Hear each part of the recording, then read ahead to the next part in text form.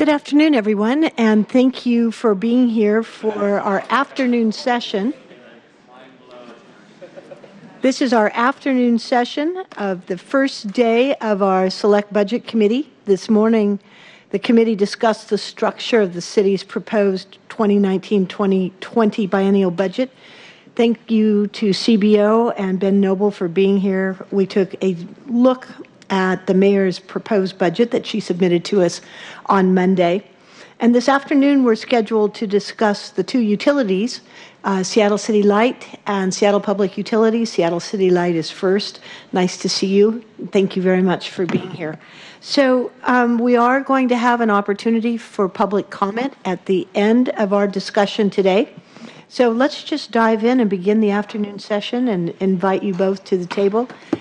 Ben, Eric, are you handling this one for an introduction? Very good. Yeah, please come on up, Jim. So I don't have much in the way of prepared remarks for this, but continuation of the morning session, we have three departments, both the utilities and Seattle Department of Transportation this afternoon. Great, and so I'm going to filibuster slightly while we get more of my colleagues up here. Thank you very much, Councilmember Gonzalez and Councilmember Herbold, for being here at this kickoff. So I can just say this, that we know that Seattle City Light provides electric power to approximately 454,000 residences, businesses, and industrial customers in our area. And we provide power to all of the city of Seattle and many surrounding jurisdictions, including Shoreline, Burien, Tukwila, SeaTac, Lake Forest Park, Renton, Normandy Park, and other areas of unincorporated King County. So I'm going to pass it off to you now, so it looks like we're ready to go. Eric, are you going to be leading this?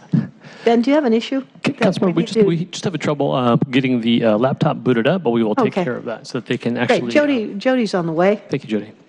I'll just take a moment and introduce myself. I'm Eric McConaughey, and I work for you. I'm on the council city, on the central staff, and I'm happy to be here. I will be the person that you can go to during the budget season to ask questions about City Light, and I will interface with the folks in City Light and in our budget office to endeavor to answer your questions. Very good. Thank you, Eric. Thanks for being here. And we'll just take another few moments here to say some nice things about Seattle City Light. Are we up? Good. What I can say that might be helpful is just to say that back in July, the City Council did consider the strategic plan for City Light, much of what you'll see in the budget. And in my initial read of the budget is to carry out the strategic plan. During the budget season, you'll also have an opportunity to pass some other legislation associated with that budget. There'll be a bill dealing with bonds and also a bill dealing with the rates themselves. And with that, I think I'll get out of the way. No, and I appreciate that Ben not only leads CBO, but he's now looking at high tech. So nicely done. That's other duties as assigned. Right, exactly. So can we just start? We've already got Eric McConaughey. We know Eric Sund from Council Central staff. Ben Noble, you have been a delight here all morning. Jim, would you like to introduce yourself too? Sure, I'm Jim Baggs. I'm the interim general manager and CEO of Seattle City Light. And I'm Paula Lashover, the CFO of Seattle City Light. Good. Jim and Paula, thank you. Welcome. And we'll just let you proceed with your PowerPoint. Okay, I will start. Paula and I are going to trade off a little bit through this, but as you know, Seattle City Light has completed our 2019 and 20, well, actually it's a 6-year strategic plan, but covers the years 2019 and 20, and a rate path to go with it that the council adopted back in July. And this strategic plan included substantial involvement by our Seattle City Light Review Panel, which is a group of members of the public. And the council ultimately provided direction on the plan, made some modifications to the plan when it was approved in July. So this plan defined our budget parameters and provided the foundation for our budget process at City Light. Our decreased retail revenue from lower load has driven us to look for efficiencies and reduce costs. And further, as part of our ongoing commitment to affordability, cost control, and fiscal accountability, the plan included reductions to our capital and operating budgets that are also reflected here. Our proposed budget is the result of all the work that went into the strategic plan, and this budget is consistent with that plan and with the rate path.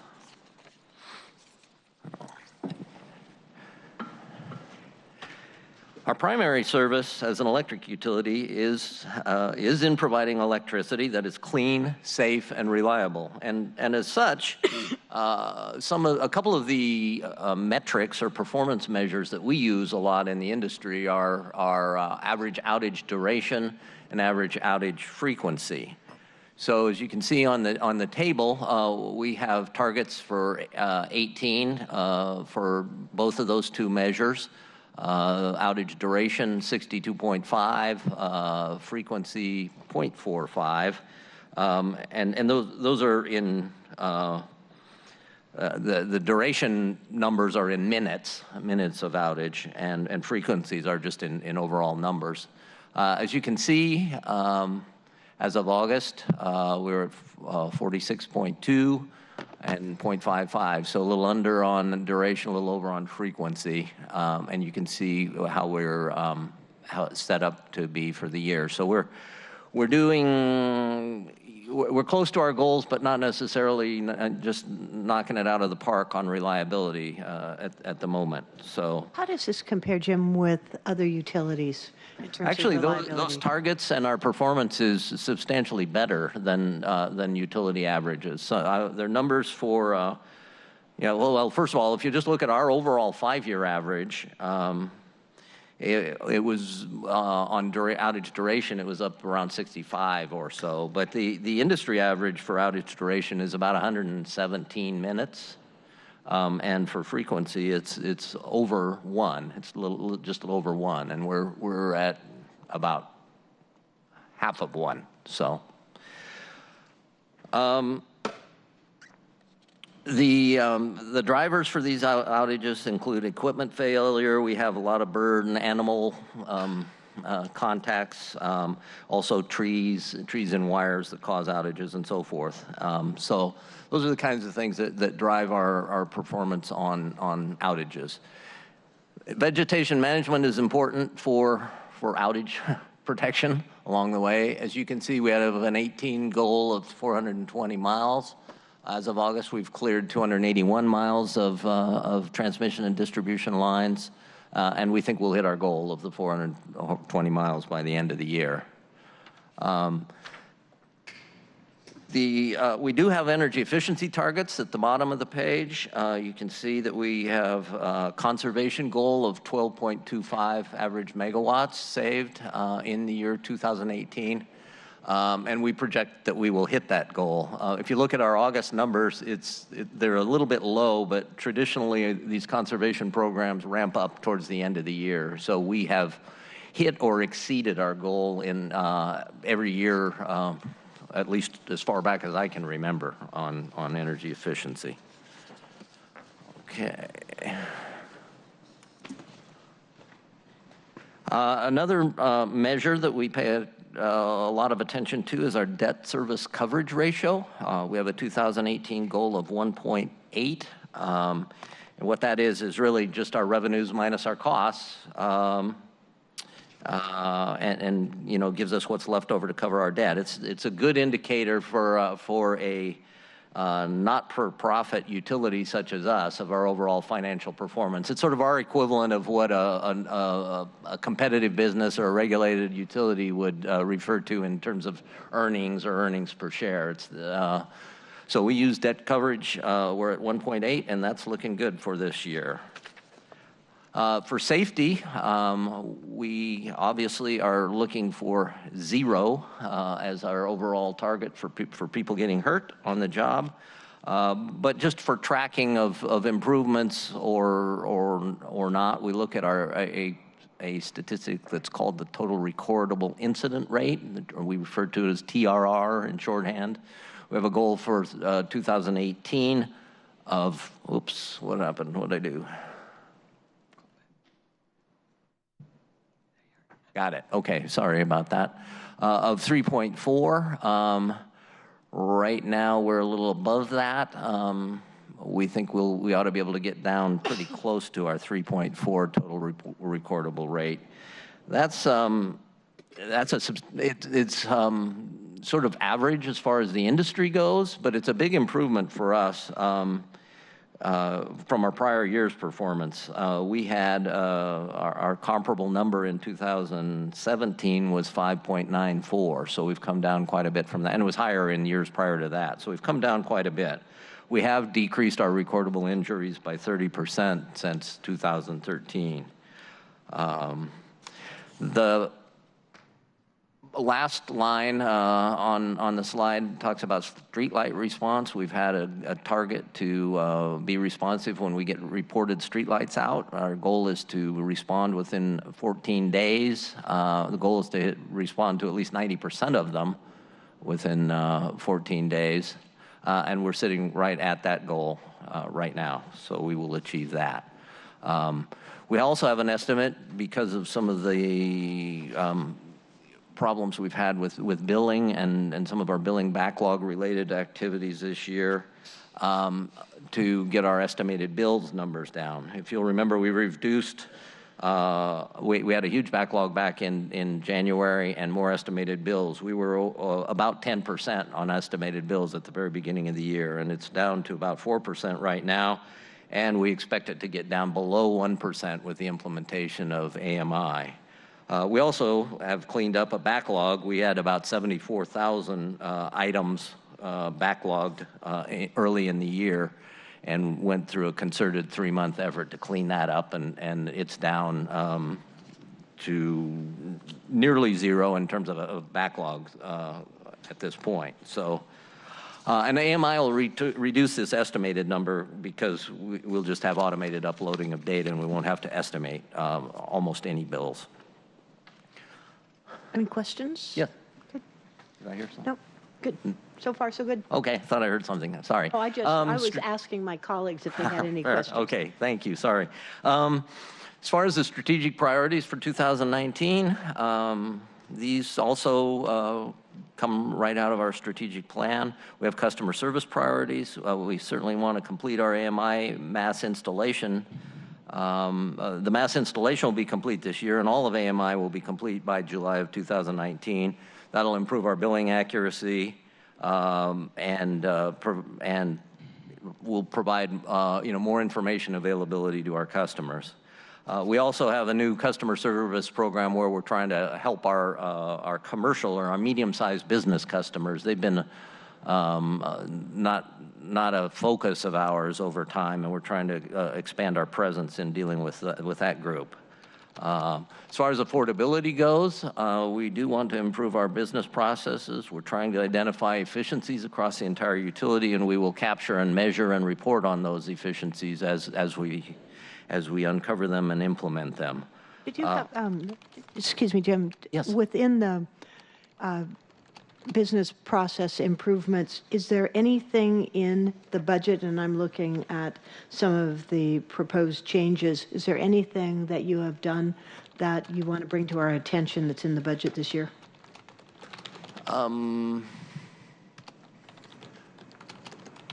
Nothing specific in that category, I don't think. As we were preparing the strategic plan, we went back and forth about whether we should try and identify specific process improvements and set monetary targets of, X dollars. And where we landed, and we ended up in the plan, was that we would identify the efforts in that arena and then just commit to measure success. So as we decide which areas are the areas that we need to focus on the most, one for sure that I know about that we'll be working on next year has to do with improvements in customer service, that we will estimate what we think our improvements can be, and then we will track those metrics against those estimates. But just as we're going forward, if not today, just as we're looking at this budget, if there are business process improvements that you're making that will effectively reduce the operating costs yes. and improve customer service, if you'll highlight some of those, we will. That'll be very helpful. Yes, we will. Great. And as I'm sure you may recall, partly because part of our work came out of the ordinance that approved the strategic plan, is we are working with our City Light Review Panel on an updated rate design. We had called for that in the strategic plan anyway, but there were some specific directives out of the council to update rate design prior to next spring. So that effort is underway. Our review panel is meeting twice a month now with our help, and so we'll see how that goes. But they are making some progress in that regard. We do intend to and are continuing to pursue cost savings and revenue opportunities in the wholesale market. You had approved our participation in the energy imbalance market earlier on. That effort is underway and moving along smoothly, and those should give us not only opportunities in wholesale market operations for our own utility and our own utilities customers, but the other thing that effort does is helps other utilities with their efforts in the renewable energy arena. So we should be able to assist there. In clean energy, we continue to be leaders in environmental stewardship, certainly with our activities surrounding our hydroelectric facilities at the Skagit and Boundary. And we also are participants and supporters with the Office of Sustainability and Environment on the building tune-up programs and the Office of Housing's low-income energy efficiency improvement programs. We also are working with SDOT and OSE to develop and implement electric vehicle charging stations throughout the city. So I know we talked about this in front of our committee a couple of weeks ago, but I was asking you then about innovative programs and what we can invest in to promote clean energy solutions. Is there, besides the electric vehicles and the charging stations, are there other things that you want to raise and discuss during this budget cycle?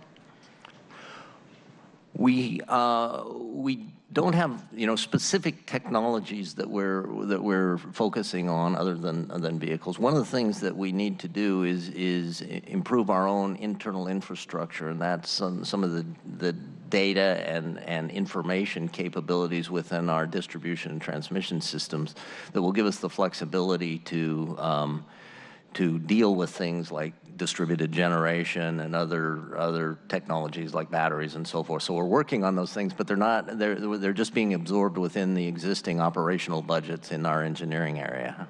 Good. I think as we're going through this too, to be able to identify what investments are working and the return that you're receiving from the investments, that would be a great thing to be talking about as we're going through this process.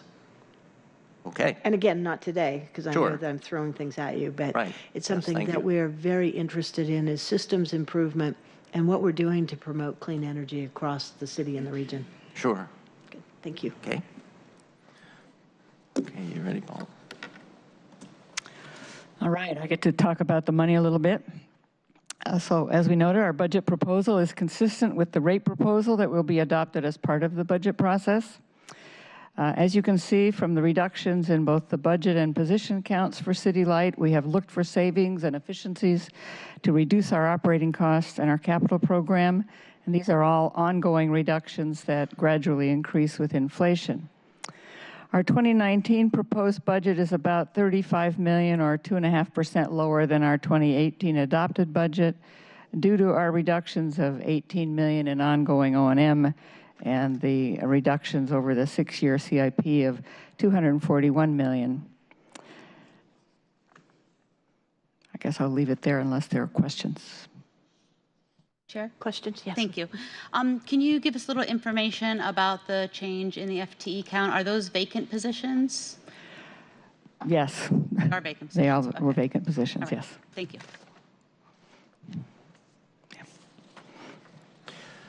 I'm sorry, can you just go back to that slide just a moment? I'm still trying to absorb this. So with these vacant positions, is there going to be an impact to the services that you're providing? How are you absorbing that? We have a little bit more on the last slide, but just to say that we looked at this very carefully and Most of them are actually positions that we've worked with over time as we get ready to implement the AMI program, so meter readers, credit reps, positions that we've been either they're going away because people left for other jobs or they retired, or that we've been working with people to reprogram their work so they can remain in another position. Okay. Sure. Councilman Gonzalez. Thank you, Chair. On the topic of these vacant positions, in your budget paper, it appears on page 339 of the materials. It goes into a little bit more details in terms of disaggregating a bit the amount of dollars related to the elimination of positions. So, for example, one of the things that it outlines is $2.7 million by eliminating 22 vacant positions by 2020. I'm sorry, what page are you on? So I'm looking. 339. And then above that particular area, so that's in the O&M reductions, and then on the remove vacant positions, that's an additional 11 FTEs that is being removed. And I guess I appreciate the more granular detail in the proposed budget document. But what would be helpful is to just get a better and clearer understanding of what services those vacant positions or sort of what program those vacant positions are associated with. So there's the $2.7 million by eliminating 22 vacant positions by 2020. I would just like to get a little bit more understanding about what that means for 2019 and 2020, just so that we have an opportunity to answer any questions we might receive from constituents about those elimination of policies, and so that we have a high level of confidence in the department's assessment that these will not, these position eliminations will not impact core services by the utility. So same goes for the 11 FTEs that are mentioned in the remove vacant positions portion. All of that is on page 339. So it would just be helpful to get a little bit more detail about what these positions actually are, with the understanding that they're all currently vacant, but it would be helpful to understand what they are, just to make sure that we have a good, clear sense We'll give of you a impact. list of what they are, where they fit in the organization, and That'd be wonderful. what's going on. Thank you, Paula.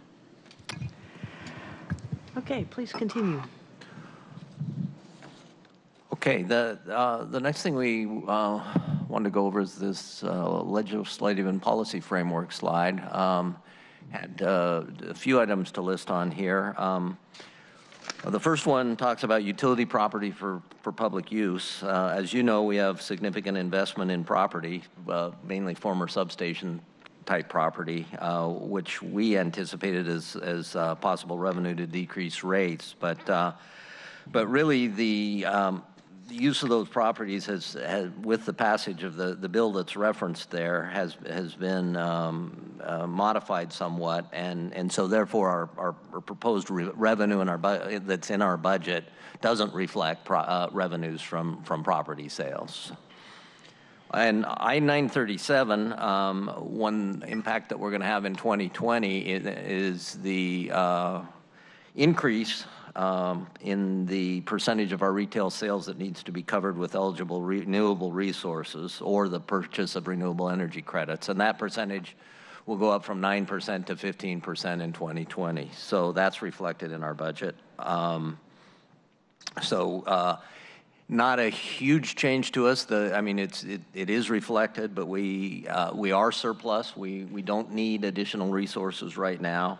And as we talked about quite a bit in the strategic plan, our loads are declining as well.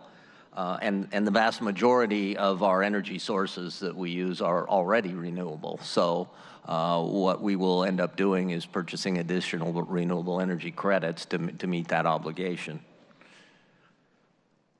The electric vehicle charging stations, we will be working again in the legislature this year to try and get a bill passed that will allow City Light to to potentially pay for incentives for both commercial and residential customers to install electric vehicle charging stations.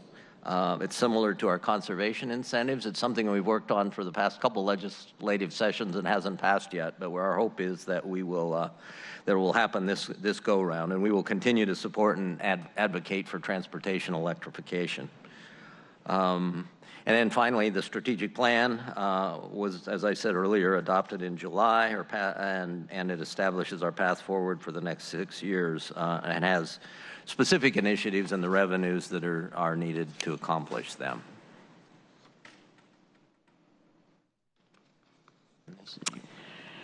And our last slide is on the major proposed budget changes. We did talk about the vacancies. Of the $6.2 million change on the first line, a reduction, 3.6 was due to eliminating 33 vacant positions that were already talked about. And 2.6 is by changing the vacancy rate assumption. We normally have a 4% assumption. We'll increase that to 5.5%. So overall, vacancies would be around 95 to 100 in a year. The second line talks about reducing temporary staffing. We have now about 100 on board, and we'll be reducing that by 40% or 40 positions, which is equivalent to about $2.6 million. We'll be reducing our training and travel budget from $5.5 million to $4 million for a savings of $1.5 million, and that's a savings of a little under a third of the budget. The next category is the savings of $10.7 million, which has a number of components. The largest one, $7.7 million, reduces our general O&M. The primary one is $6 million out of a $25 million consulting budget. We've also taken $700,000 from an approximately $6 million tree trimming budget by going to what is essentially a 5-year rather than a 4-year tree trimming cycle, but with some targeting when we can see that a certain feeder needs more work. Can I ask you a question there? So just off the top of my head, that reducing vegetation management and conservation incentives doesn't meet what the goals that we have been discussing, which is to improve reliability and not have the vegetation imposing on your equipment. So I'm just wanting to know that we're not being penny wise, pound foolish here. If you go back to the first slide, we talked about 421 miles of vegetation trimming. That is a reduced goal. We have been working with this reduction this year, so it's kind of a continuation. And we do intend to still meet our 421-mile total target. And you'll notice that the SAIDI and SAFE numbers were also fairly low. So if we need to, we'll ask for some more funding, but we think we're going to be able to make it within this reduced amount of funding. And the conservation, I didn't mention it, but it's a $3 million incentive reduction. And in the past few years, typically we have a $4 million or so excess that we can't really spend. So it's underspending a $30 million amount of budget. So this is just getting us a little bit closer to the actual amount we've been spending for conservation incentives, and also noting that we typically exceed our conservation goal.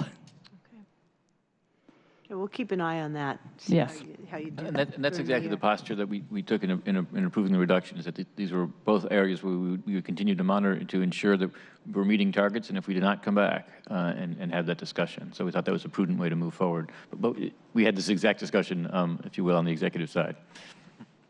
Madam Chair. Sure. Got a couple of questions on this side. Thank you very much. Go ahead. Do you want to go first? Okay, thank you. In terms of the reductions, I have inquiries around two particular areas, again, through the lens of being able to evaluate impact as a result of the reductions. So there's a couple of things. On the first slide, you highlighted the average outage frequency per customer. And the 2018 goal was less than 0.45. Status as of August is 0.55. And you set the goal for 2019 to also be 0.45. Average outage concerns are something that I continue to hear about from my constituents. And I think, in fact, just yesterday there was a vault fire out in West Seattle that resulted in pretty significant outages throughout West Seattle. So I just want to get a sense from you all about how the utility intends to address outages, and in particular, how we're going to meet the performance goals that are outlined in that first slide. And then if you could tell me whether this budget continues to provide sufficient resources to deal with outages and bring the utility into alignment with its stated performance goals, and if the reductions impact the utility's ability to meet those performance measures. Sure.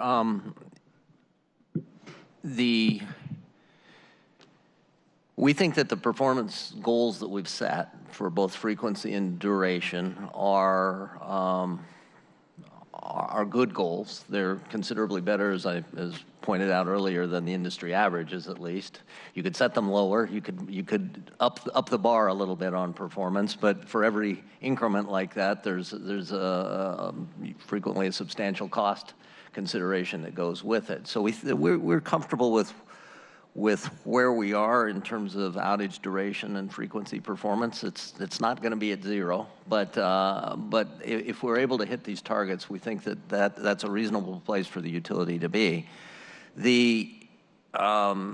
As is noted here, on at least frequency, we're slightly above where our target is, and so we need to continue working through the remainder of this year and on into next year to see if we can get those numbers down. That happens through a variety of different things that we can do to our system in terms of maintaining some of the assets that we have, some preventative maintenance in certain areas, things we've already talked about vegetation management, tree trimming impact, those sorts of things. And being smarter about what we do, not necessarily just doing more, should allow us to perform better with the same amount of resources.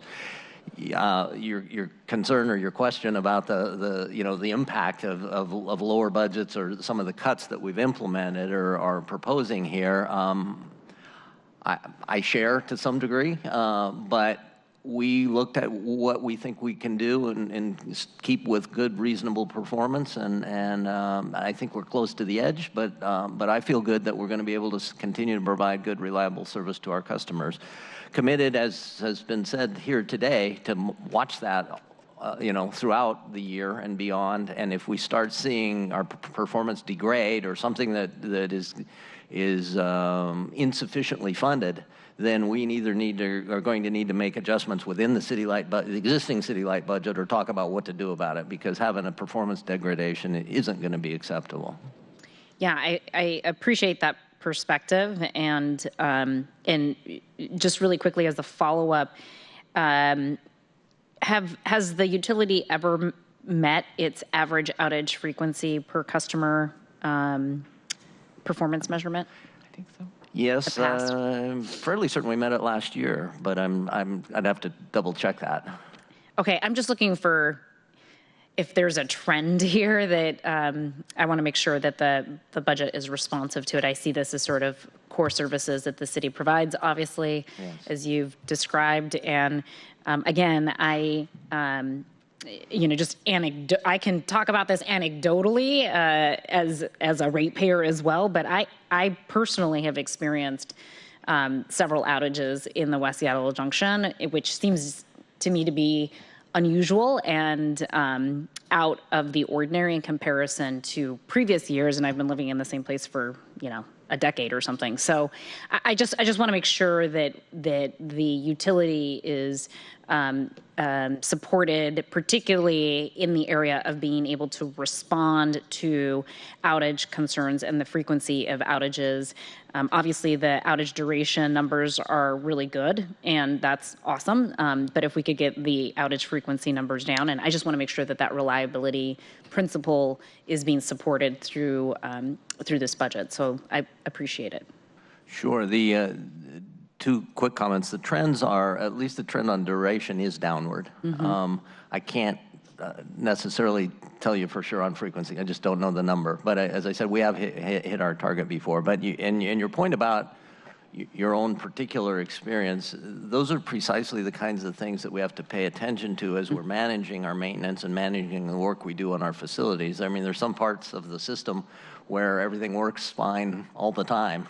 And then as we find areas where that maybe last year or the year before weren't a problem, but for some reason now are beginning to be a problem, whether it's through aging equipment or increased load in an area, there's a variety of things that can occur. It's an incumbent on us to identify those areas, and that's where we should be targeting our maintenance and our work on the system to overall increase our performance. And is the utility doing that? Yes. Okay.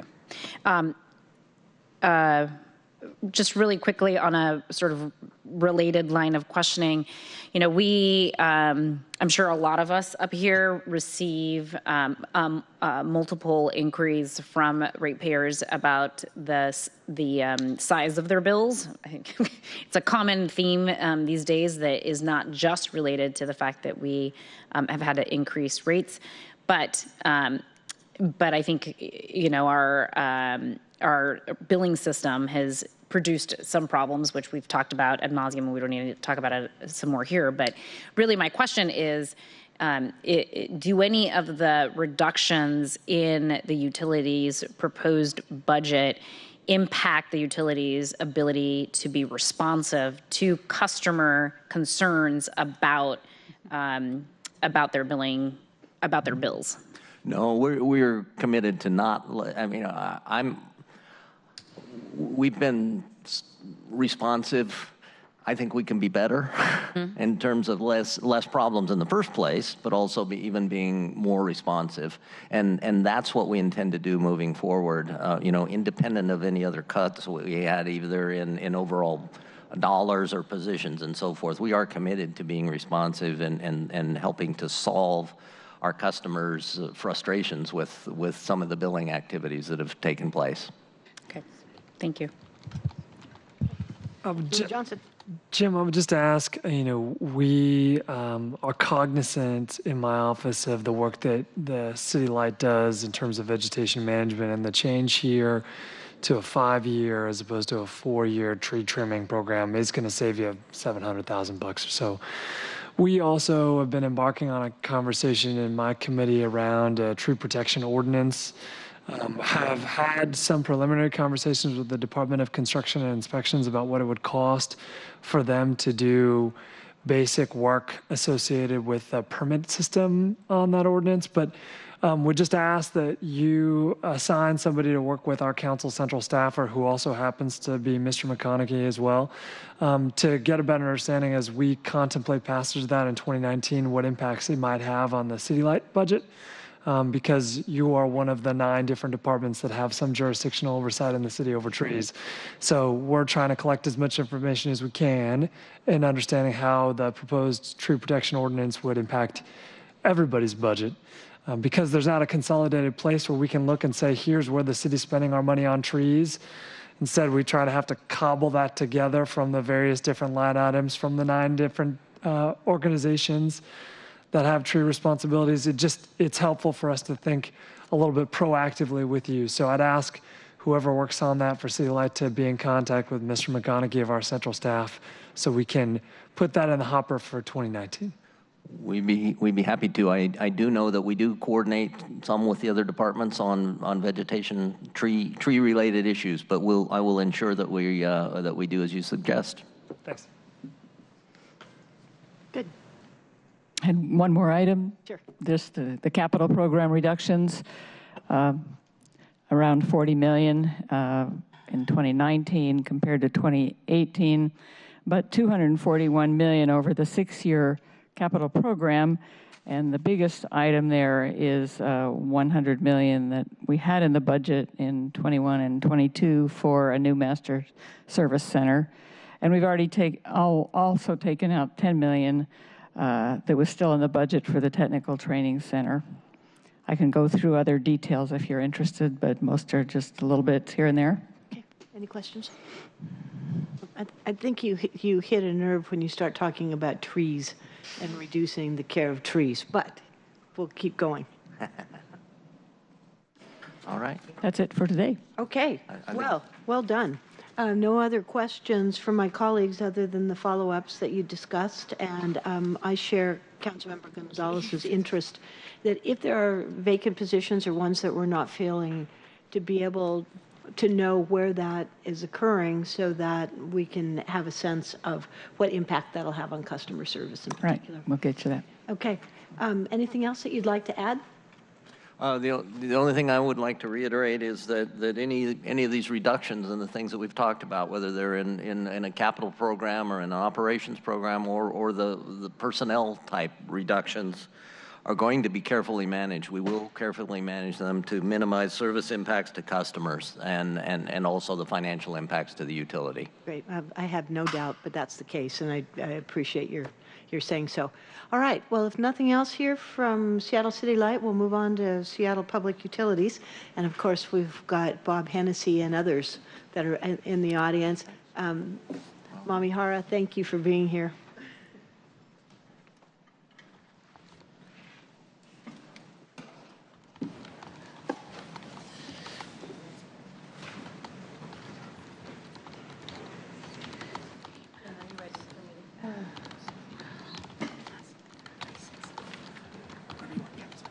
I know when that's loaded, and I'll put it back up on the screen. Cool.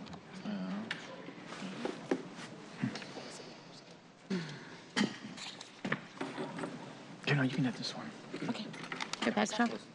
I just want to apologize in advance. I'm going to have to leave in about 15 minutes, though this is my department. I was going to say, even though this is your Yeah, department. I have my monthly with the mayor, and it's hard to get on her schedule, as everybody knows. So, Yes. So do you want to introduce this? I think we should just get into it. Okay, Thank you. Great. Director Mami Hara, lovely to see you. Thank you very much. Brian, do you want to start introductions? Thank you. I guess Brian doesn't want to start. Would you start introductions in your end? Sure, thank Good, you. thank you. Brian Goodnight, Council Central Staff. Thank you. Still Ben Noble, City Budget Director. Mami Hara, Seattle Public Utilities. Cameron Finlay, SPU Finance. Great. Thank you. Thank you very much for coming. Good to see you. Thank so, you. Brian, do you have intro remarks, or you want to just turn it over to the I director? think it's fine to just turn it over if that's okay with the council. Great. We're ready. Thank you. Thank you for the opportunity to discuss SPU's proposed budget for 2019 and 2020. Seattle Public Utilities is a community-centered utility that provides services that are essential to life and that manages the environment, or part of the environment that is essential to our community's way of life. Among the many utilities and services under its umbrella, Seattle Public Utilities brings drinking water to the region, manages the city's stormwater, collects and conveys wastewater, provides innovative solid waste services, and manages several Clean City programs. In addition to these essential services, Seattle Public Utilities provides several other smaller services and utilities such as survey work for other departments. The budget we are proposing is consistent with the 2018 through 2023 business plan we worked with you on last year.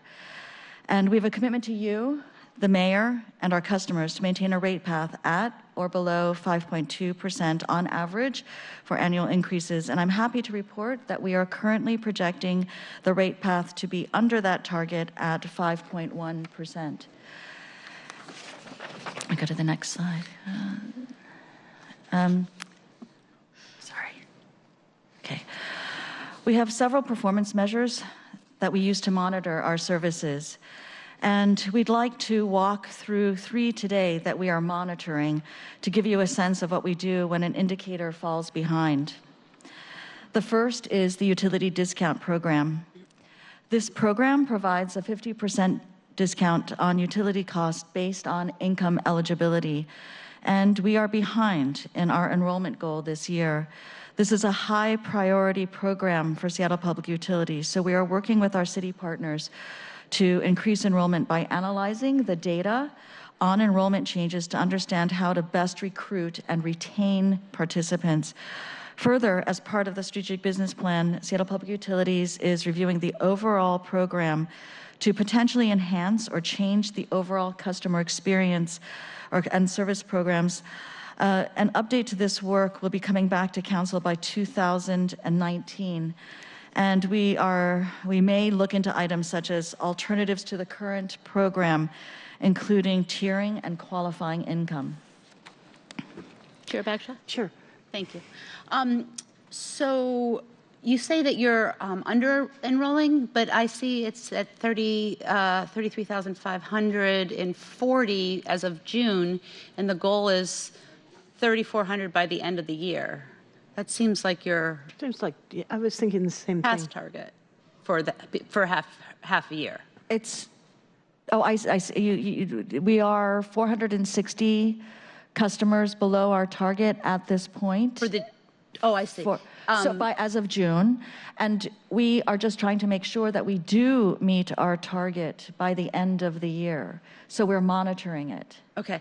So it doesn't seem to me that you're behind. It seems like you're doing really well. And because the whole year's target is 3,400 and you're 34,000. 34,000. Yes, I apologize for the poor terminology. It's for most of our indicators, we've already met the target, and staying the course. But for this one, because the number is still below the target and we haven't achieved. You're holding yourself to very high standards. It's the staff, they're amazing. So on that note, from a pre-budget question that was submitted, we got information from SPU that you actually project UDP enrollment to be 37,000 in 2019 and 39,000 in 2020. So I'm just wondering why the goals don't reflect what you project enrollment to be. I will double check this to make sure that we are giving accurate information on both ends. It sounds a little bit like you've been given goals for the future years, and we're looking at the goal for the end of this year. The 2019 goal is 34,000 on the slide. I see. We'll definitely look at all of those numbers. All right. Thank you. I appreciate it. And just a point, a comment about this that I think you understand, but perhaps for the public who don't realize this, that that's not necessarily a static 34,000 customers. That in fact people fall off, and people enroll. And actually, one of the challenges we have is keeping folks who are qualified enrolled, and that's actually been an area of emphasis: is how to make sure we don't lose people who are in fact qualified.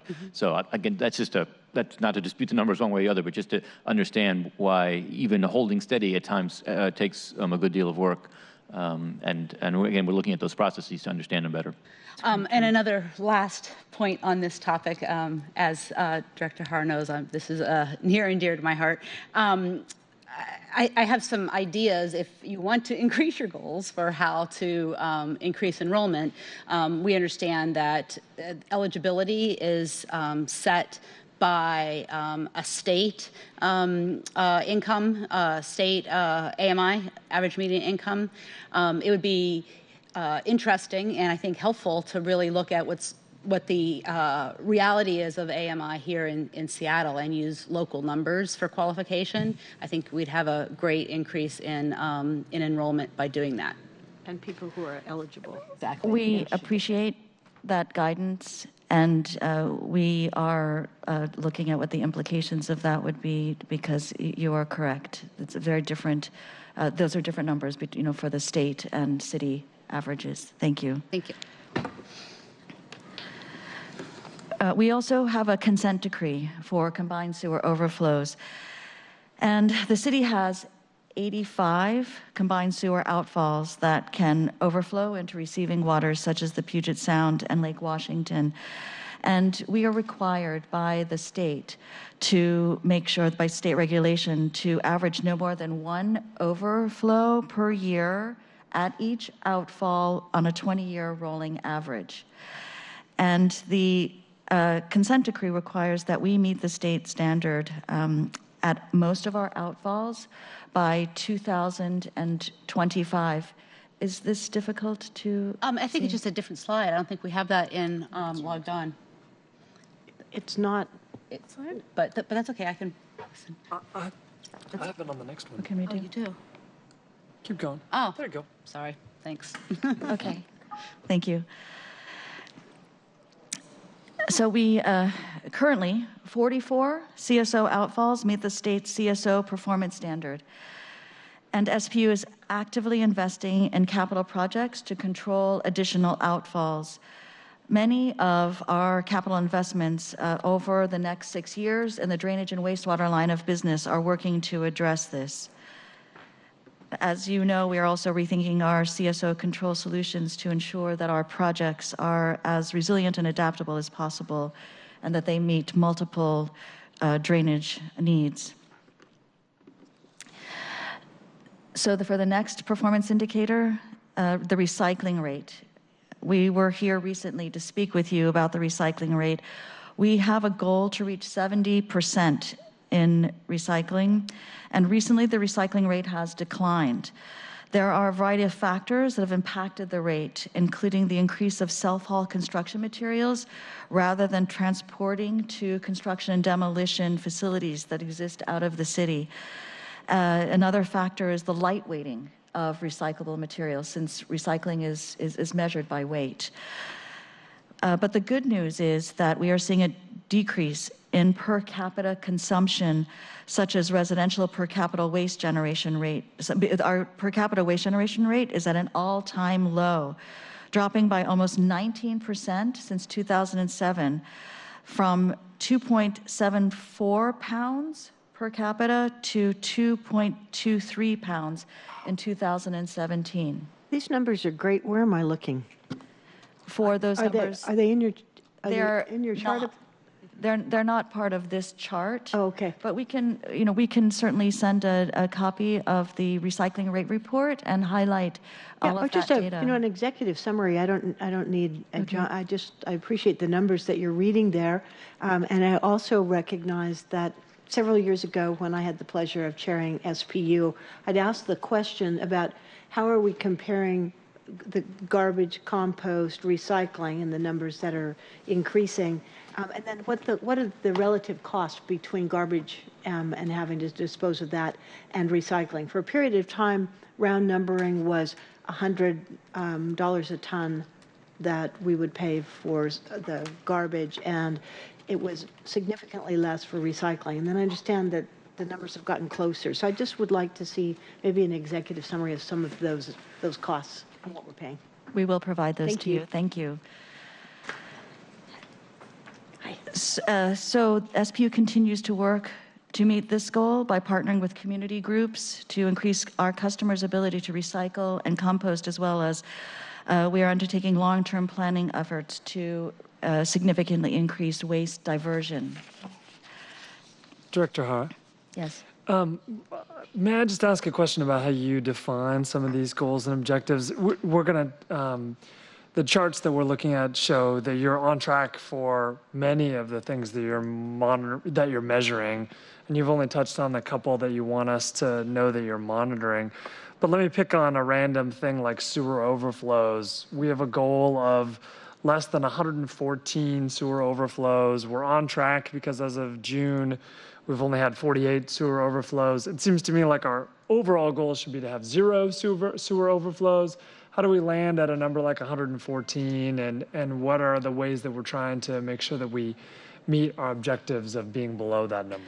May I back up a little bit? Please. And on that question, there are a lot of ways of measuring pollution from overflows, and in some places that can be based on volume or mass rather than the number of overflows. The number of overflows doesn't necessarily indicate the quantity of pollutants that are being sent to receiving waters.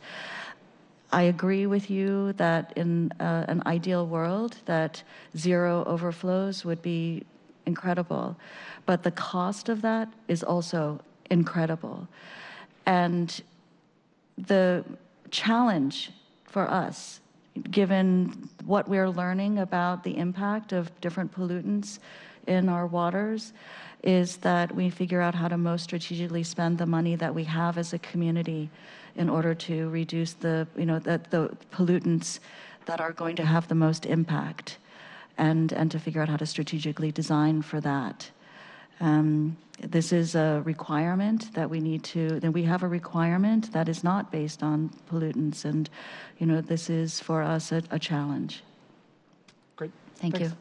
Okay, thank you. Please proceed. Thank you. So going on to our strategic priorities for 2019.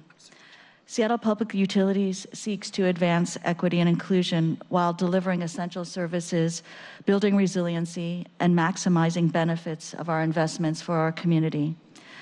In 2019, we will be focused on enhancing the customer experience by maintaining decreased call wait times and creating easier and more efficient ways for our customers to interact with us. And these efforts focus on truly valuing our customers' time. Additionally, affordability is a critical priority that SPU continues to pursue through operational efficiencies and other short and long-term options to reduce customer bills. Chair? Yes. I just want to take this moment to really thank SPU. SPU runs the call center for both their customers as well as City Lights, and they've made tremendous strides in improving call times and a number of other metrics associated with the call center. They've really done wonderful work. I am past time when I have to be upstairs with the mayor, but I do want to just put a question on the table, and I'll listen to the tape afterwards. We know that we've visited the call center and seen the great work being done there. We know that SPU's been relying on temporary employees to get us to this really good place where we're at. We're surpassing all of our goals. 21 temporary employees handle calls in the contact center. The 2019 to 2020 budget adds 14 permanent employees over the next 2 years, along with 10 temporary employees. And just trying to figure out whether or not these increases are in addition to the temporary employees that you already have been relying on, or would they replace the temporary employees with some permanent and some temporary? The temporary employees from this year they'll replace the ones that we had this year. So the nearly half are going to be replaced with permanent employees, and you're just maintaining 12 of the 22 temporary employees. Many of those temporary employees that we have right now are doing a fabulous job, and it will significantly increase their morale to be made permanent employees. So that is part of the strategy of having, those permanent positions. We really have to appreciate the incredible work that our staff has done. During the peak of moose season, we currently have wait times on average, say last week, it was incredible. It was 19 seconds on average for call wait times, and only 1% of calls were not answered, either because somebody hung up or because we didn't get to it. Good. Well done. You can be proud of that. Thank you.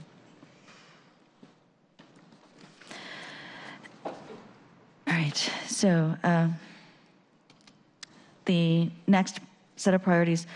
Seattle Public Utilities is an organization that is highly regulated in order to ensure safe drinking water and environmental protections.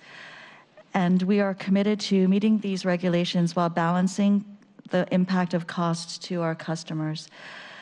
And finally, in the coming years, Seattle Public Utilities must work on creating a culture within the department that is equitable and that invests in a strong, diverse workforce. It's important to invest in our employees to achieve job satisfaction and retention, especially given that many of SPU's employees are retirement eligible, and their skills and knowledge are critical to the services we provide. Just anecdotally, 51% of our staff will be retirement eligible over the next 5 years. So there needs to be an investment in transitioning stewardship of our vital resources to the next generation. And tell me about your succession planning. How do you intend to do that? We are not fully planned out in that work, and that's why it is a priority for us. Each of the lines of business have for several years been working on succession planning, but we are concerned that we have much work to do, and we plan on investing heavily in that. Are you going to come back to us with a schedule or what the plan is, or obviously doesn't have to be done during this budget cycle, but I'm really interested because we've seen this for years, that we've known it's coming, and how we expect and intend to be able to meet some goals. So it's more than just words, but we've got an action plan. We would appreciate council's partnership in this work because to do a good job, this is not something that just happens through the work of one utility or our utility just on our issues.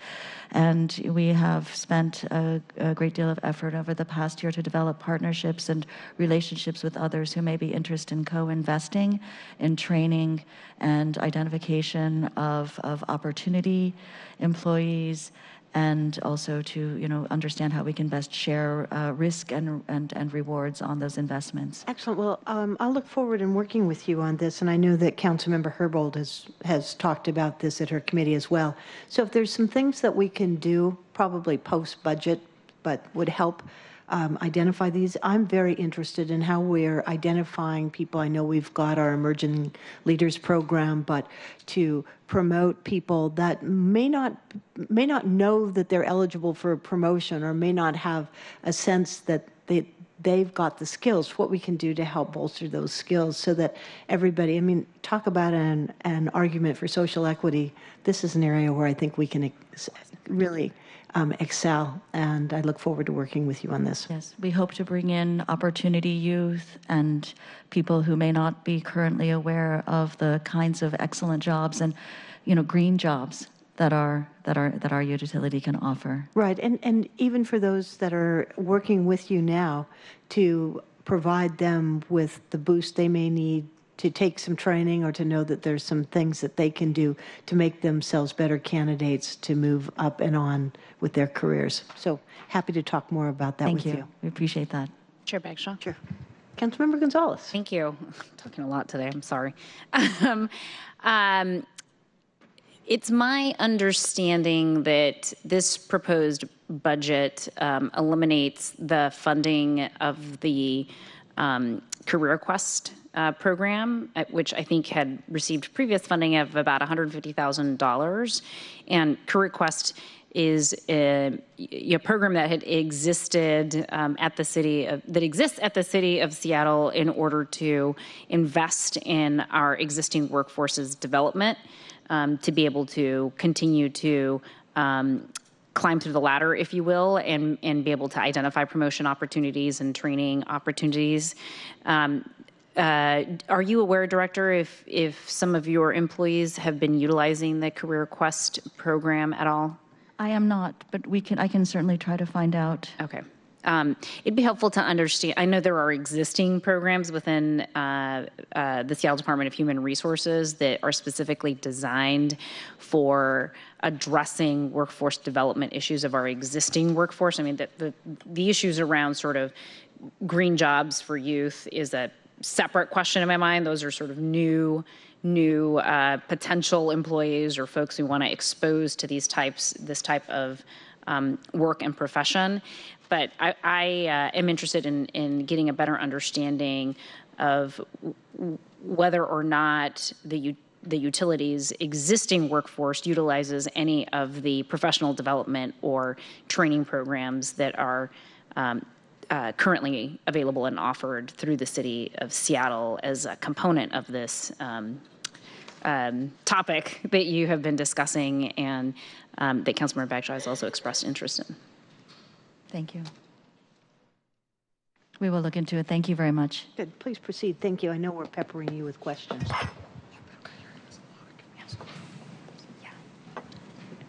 Did you have another All right, question? thank you. Oh, sorry. No, what I was going to say, I'm sorry, I'm having more thoughts now, but in my committee last week, we heard a report from the Seattle Department of Human Resources on a report back and an update on the progress that the city has had in terms of this workforce development issue. And so I think that this topic is particularly important because I think that one of the things that we continue to hear as a result of that workforce equity report and body of work is that women still continue to be very underrepresented amongst our workforce that makes 25% or more. The 25% highest salaries, there's a disproportionate representation of women within that category, for example. And so I get really worried when we start talking about not investing or sort of nominally investing in the professional development of our workforce, because I think when we talk about gender equity and what we want to do for gender equity in our city, we have a responsibility to continue to invest in our existing workforce to make sure that they have these professional development opportunities. So I appreciate the intentionality that you're bringing to the conversation around identifying this as one of your strategic priorities for 2019. And I think that the fact that you've identified it as a strategic priority for 2019 is bolstered by the results and the update that we received in my committee recently around how this impacts workforce equity, particularly for women, and in particular in some of our largest departments, including SPUs. So I want to continue to support your efforts to prioritize this through your work next year. Thank you. Yeah. Please. All right, to the numbers. What you have in front of you is a chart that shows the breakout of SPU's proposed budget in two major components. One is the general fund that SPU receives predominantly for programs such as Clean Cities. And a lot of that work is around illegal dumping, graffiti, and helping in the homelessness efforts. In 2019, we're proposing a budget that grows by about 1.1 million. And it surrounds the area of the Clean City program. And we'll talk a little bit later in the detailed changes about what's going on there. The next piece is all other funds, which is really the big part of the utilities work. We're proposing a $1.2 billion budget with a $95 million increase. And so this is for water, solid waste, drainage, and wastewater. And it encompasses both our operation funds as well as our capital investments. The largest portion of this growth is around our capital investments, which is more, it's more about a lot of our projects are moving from planning and design into construction, so we're spending a lot more rather than projects increasing is the predominant driver in that growth. And in the FTE growth, we are requesting a 16 net increase in FTEs. What's included in that number is an increase of 22 positions, as well as a reduction of 6 positions to help balance that equation. Most of the increases were planned for in our strategic business plan. The additional ones that weren't planned for are around the efforts in the contact center, which is something as Director Hart discussed as a major point of major priority in 2019. So we'd like to continue. So I've pulled this Clean City program, the proposed budget, and I can only begin to tell you how thankful we are for the work that your employees and contractors have done to help us clean up the garbage that is around the city. And it's stunning how many complaints we get from people about what they see. And I know there's been an underspend in this area. Can you talk a little bit about, if we can budget you money to do this work, what needs to be done in order to really fully implement it? That's a great question. What's been interesting about this program is since about 2015, we've had over a 45% increase in this program. And so we've been doing, I think every year we've had several pilots coming on board. And so I think that probably started in 16. So every year we have these additional efforts that we're trying to do to help solve some of the problems as a city we're facing. And so sometimes often that underspending has been getting those pilots off the ground. And what you'll see in our proposal this year is, as those pilots transition to more mature programs, saying we'd like to make these more permanent, we think they're in a more stable place. So thank you for that. I'm not sure that I know how do we translate that into actual tons of garbage, because I know, I mean, you've got hundreds of thousands of pounds of garbage that you've cleaned up over the last few years. How do we make this program work in such a way that we are seeing a difference on the ground? Another great question, also very tough for the financial person. I think I can try. Okay. You know, just I don't think that we can resolve the entire conversation here today, but we would love to have further discussion with you and share more of our information about the performance on the dollars that we're spending.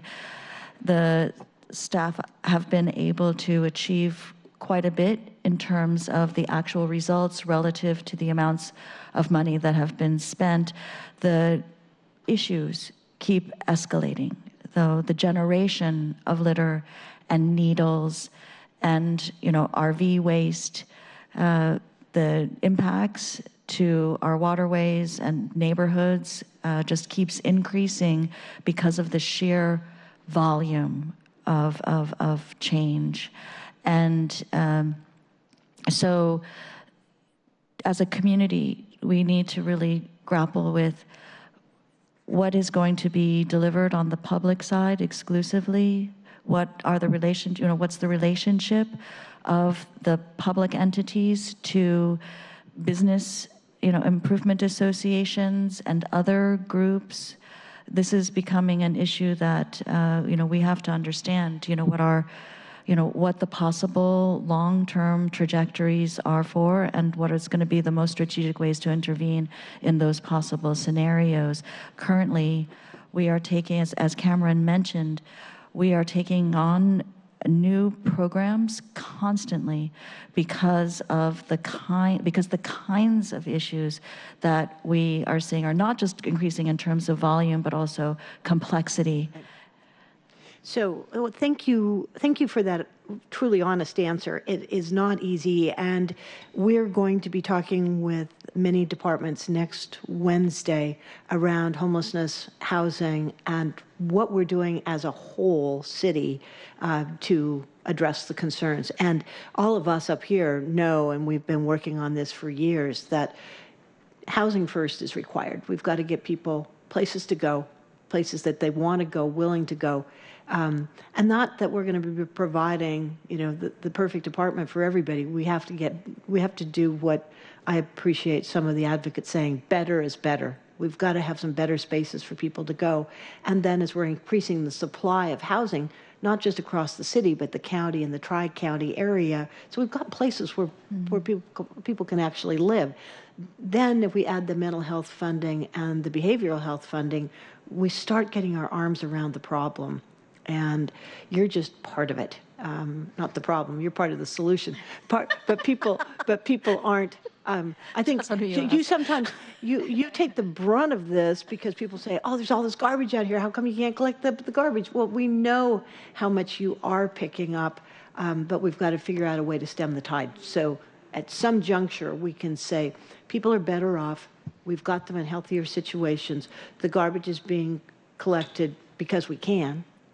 But I just want to say thank you because I know that there's an awful lot that you're having to deal with.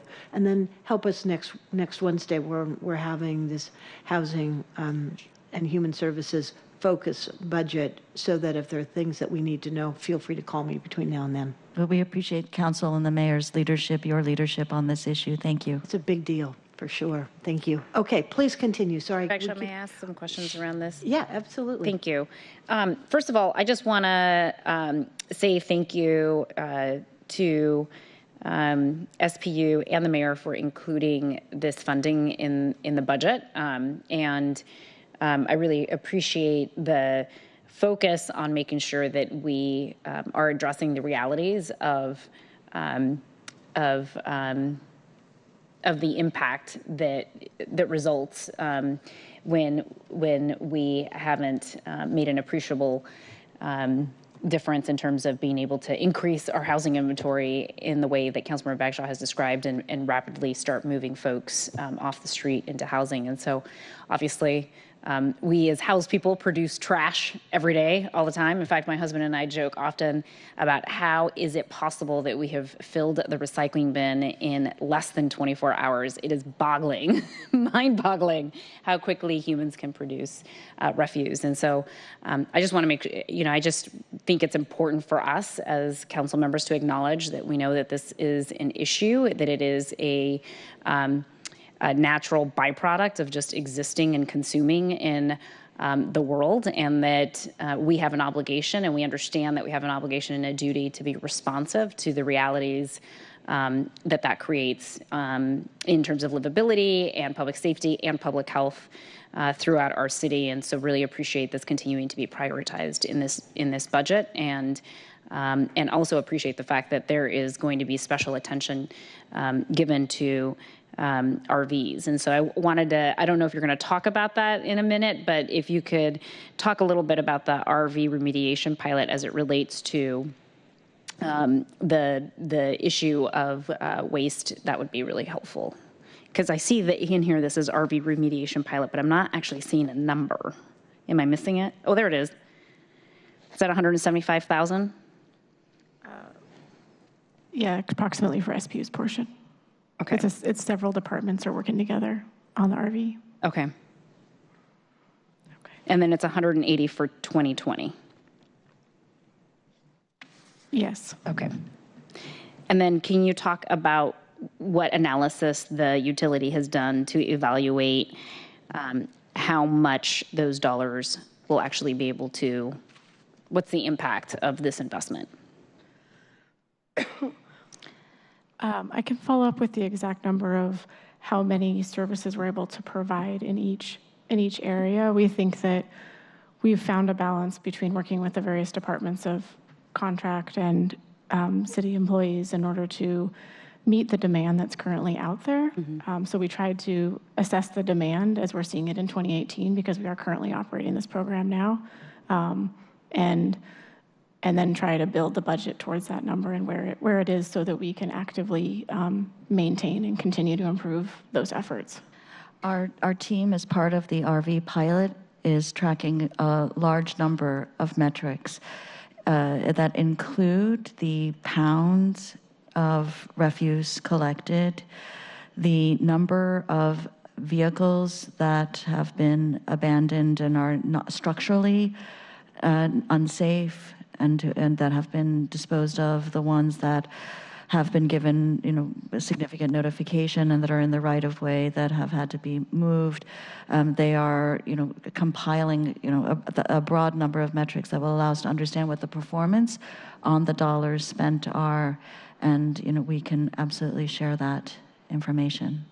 That would be really helpful in terms of evaluating what this investment is actually purchasing, if you will, for a lack of a better phrase, and really just being able to understand how these dollars will be prioritized throughout the city would also be a helpful point of information in terms of, what factors or criteria is the utility and the other departments utilizing to be able to evaluate which areas, geographic areas throughout the city to prioritize as it relates to the RV mediation program in particular. Good. So maybe some information we can bring next week as part of the more focused discussion on homelessness issues as well. Fantastic. I was just teeing it up because I wasn't sure if it was going to happen next week or later, but I want to make sure that we have an opportunity to have a conversation about those data points. And I think you're going to be talking too about a program that is building on, not you, Mommy, but the work that Human Services Department and the interdepartmental team is doing to help us build something similar to what San Diego has done, as an example. I'm not saying it's got it all right, but it's done some good things where people can bring their cars, their RVs into and onto a site that has running water and toilets and garbage where they can use it. And I believe it is an evening program, not a 24/7 program, but it does give people places where they can healthily go. And it helps with the costs of cleanup afterwards. So I look forward to hearing about that. Thank you very much. And also, may I just ask for a clarification on the information that's requested by Councilmember Gonzalez on the RVs? Are you also asking to understand how different areas are prioritized for RV cleanup? Yes. Okay, thank you. You're welcome. Anything else? Do you need a new slide? Okay. Continue, please. New slide? All right. The next piece we want to discuss with you is our legislative and policy frameworks that are impacting our investments. The first major one is our strategic business plan. It's an ongoing process. We do this every 3 years. The current one, as Mommy mentioned, we adopted with you last year. So it's 2018 through 2023. This is a wonderful document for the utility in terms of providing a predictable rate path that has been we've worked on with our customers, council, and the mayor's office. The thing that we have ahead of us in the next few years is really focusing on that affordability and accountability framework to hopefully bring down our customers' bills and just create a better value for money. The next item on the list is our combined sewer overflows consent decree. This is something that we've had out there for a while. You can see it was 2013. You may know it as the Plan to Protect Seattle's Waterways. While it seems a little bit dated, it is driving a major portion of our investments on the capital side in our drainage and wastewater line of business. It's a huge we're making huge investments. The big one that you probably know the most about is our Ship Canal project. It's the $500 million project we're partnering on with King County. As Mommy mentioned, we must complete all of these investments by 2025, or most of them by 2025, and then all of them by 2030. So it's a huge driver for us in the next 6 to 10 years in how we control our costs and make our investments. And the last one is really upcoming. The Duwamish River cleanup consent decree. We're currently under negotiations with the federal government, and this will allocate costs to responsible parties in order to clean up the Duwamish. We do have projected costs in our capital program. However, until an agreement is reached, we don't know the exact timing or the exact cost. So it's more of something underway, but is coming our way. And the last slide is our major proposed budget changes. Just starting at the top, we've touched on this a little bit. We've called out some of our clean city investments. The big one here is the RV pilot that we're working on with a variety of departments. And then the other piece to this that helps with the homelessness effort is our litter pilot. We're asking to make that permanent, which this goes into 10 communities and provides litter cleanup. The next piece is our encampment bag pilot. So this is the purple bags you may be familiar with as part of the unauthorized encampments in an effort to help with the cleanup. And then last, it's our needle pilot. So turning it from a pilot into an ongoing program. We think these programs have been helpful, and we'd like to propose they continue into the future. The next piece is our various reductions in operations, about $5 million in 2019. Many of these are in things like services or training and travel, or just bringing down and making things a little bit more efficient. The other piece is in delaying in hiring and abrogating some positions. In this space, we're trying to maintain our services while being mindful of our bottom line impacts. Continuing down the list, we have our capital projects. As I mentioned, this is growing about $65 million. Most of this is in our combined sewer overflow area, and it's moving from planning and design into construction. The other major driver here on our capital side is transportation-related projects, some of them shifting around, but some of them just moving into, higher levels of spending so we can partner with our transportation partners. And the last piece, our O&M growth, our operations and maintenance growth, doesn't have any major changes from what we were planning for in our strategic business plan. And the big areas are our taxes to the state and city, and then our debt service, which is really being driven by the one above in the capital area. So the more capital infrastructure we build, we're just seeing a higher debt on our operations side. And then the remaining 17 million is mostly due to inflation. Any questions? Just back to capital projects one more time. Of course, we've got the big one along the canal for your $65 million change here. Where do you expect that money going? 30 million of it is ship canal growth. About 8 million is for the rest of the combined sewers, and then the remaining is mostly transportation, a few transportation-related projects that for utility infrastructure, but partnering with, taking advantage of if the streets opened up. Like First Avenue? Yes, First Avenue would be in there, yeah. Okay. Good. Thank you. Anything else? All right. Thank you. Thank you very for much. coming. We'll be seeing much more of you, but thank you for this good overview. Thank you. Pleasure. Okay, our last presentation for today is our Department of Transportation. I want to welcome Linnea Laird. Linnea, there you are. Congratulations. We're very happy to have you as our new interim transportation director. And come on up to the table. Everybody else? Lots of people? But we all know about SDOT and the important part that you play in our city, city streets, moving everybody. And I know this period of maximum constraint is something we're all very interested in hearing how investments are going to help reduce the misery. I don't know that anybody is going to say it's ever going to be great, but we're looking forward to hearing more about that. And Linnea, you probably know everybody, if not from the Transportation Committee, from your former work on the waterfront and 520 in our previous lives. So congratulations. So can we start, Calvin, with you and introductions, please. Calvin Chow with Council Central Staff. Ben Noble, City Budget Director. Karen Melanson, SDOT. Linnea Laird, Interim Director of SDOT. Great. And thank you for those very warm and welcoming words. Oh, absolutely. We're delighted to have you. Thank you. Okay, Calvin, are you going to kick this off?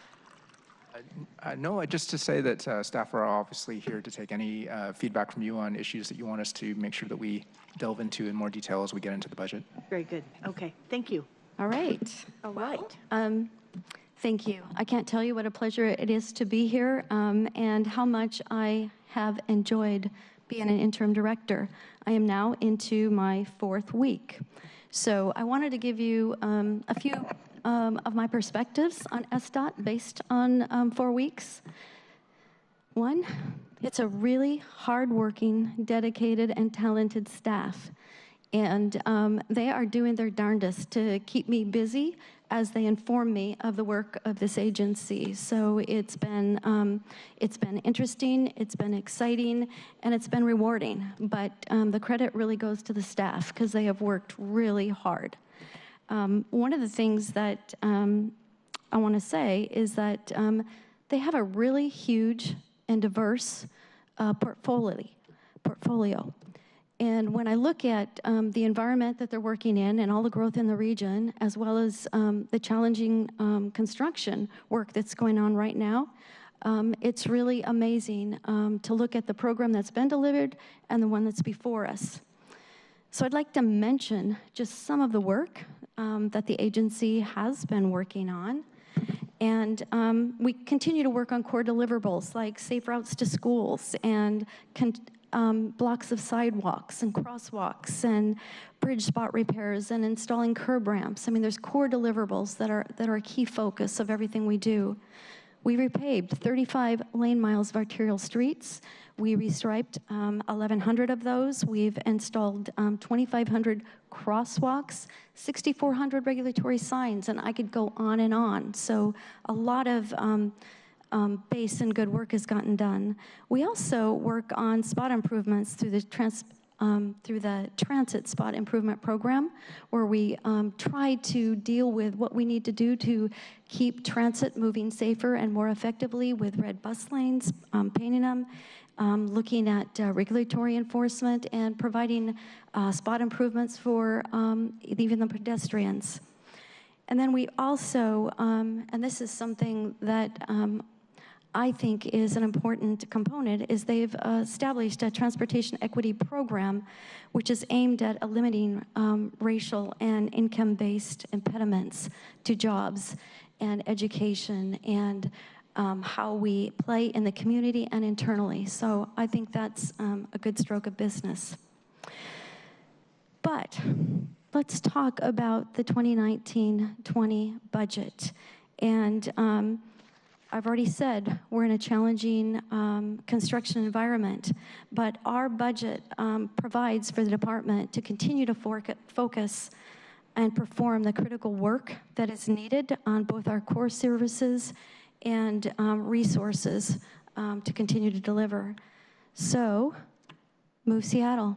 That's a key component of the work that is in our budget, and how we continue to focus on building sidewalks, curb ramps, installing bike facilities, pavings, and all those key elements that we are committed to.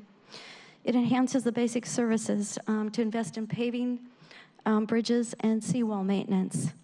It improves mobility and provides transit options through the Orca Lift, the Orca Opportunity, and by providing and partnering with King County Metro to increase our transit services in Seattle. And then, and this is something that may tie back to one of your welcoming comments, which is on the period of maximum constraint and what we're doing. And there's a number of pillars that we focus on that throughout this delivery, but one of the key ones is effectively managing the right-of-way.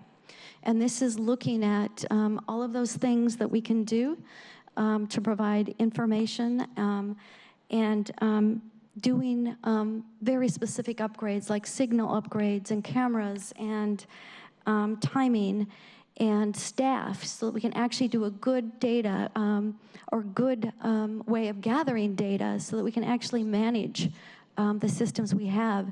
One of those key elements, and you're going to hear more about them from Karen, is actually staffing a 24/7 traffic operations center. So there are many elements of that we're working on, but that is one key area. So we're looking at how to partner better with transit. We're looking at how to make our systems operate more efficiently. We're looking at many investments, some of those reflected in our budget. So with that, I would like to turn the real detailed presentation over to Karen. Great, thank you. Thank you. Thank you, Linnea. Good afternoon. Good afternoon. As Linnea said, I'm going to take a deeper look into the 2019 budget for SDOT. But first, as some context, the current proposed budget provides total resources of $609 million in 2019 for SDOT to deliver on its core mission.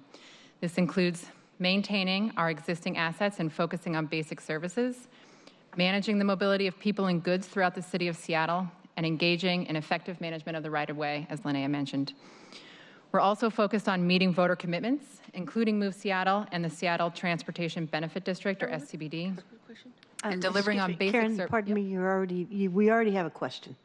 Okay, Just go right ahead. Just slow down a bit. I know, please correct me if I'm wrong. Where's the number that you said? You said that 609? The total 2019 budget for SDOT is $609 million. That's it's maybe slide 4 or 5 when we go through kind of that more detailed table. Okay, but that's not written anywhere. That's not in your presentation? Go ahead.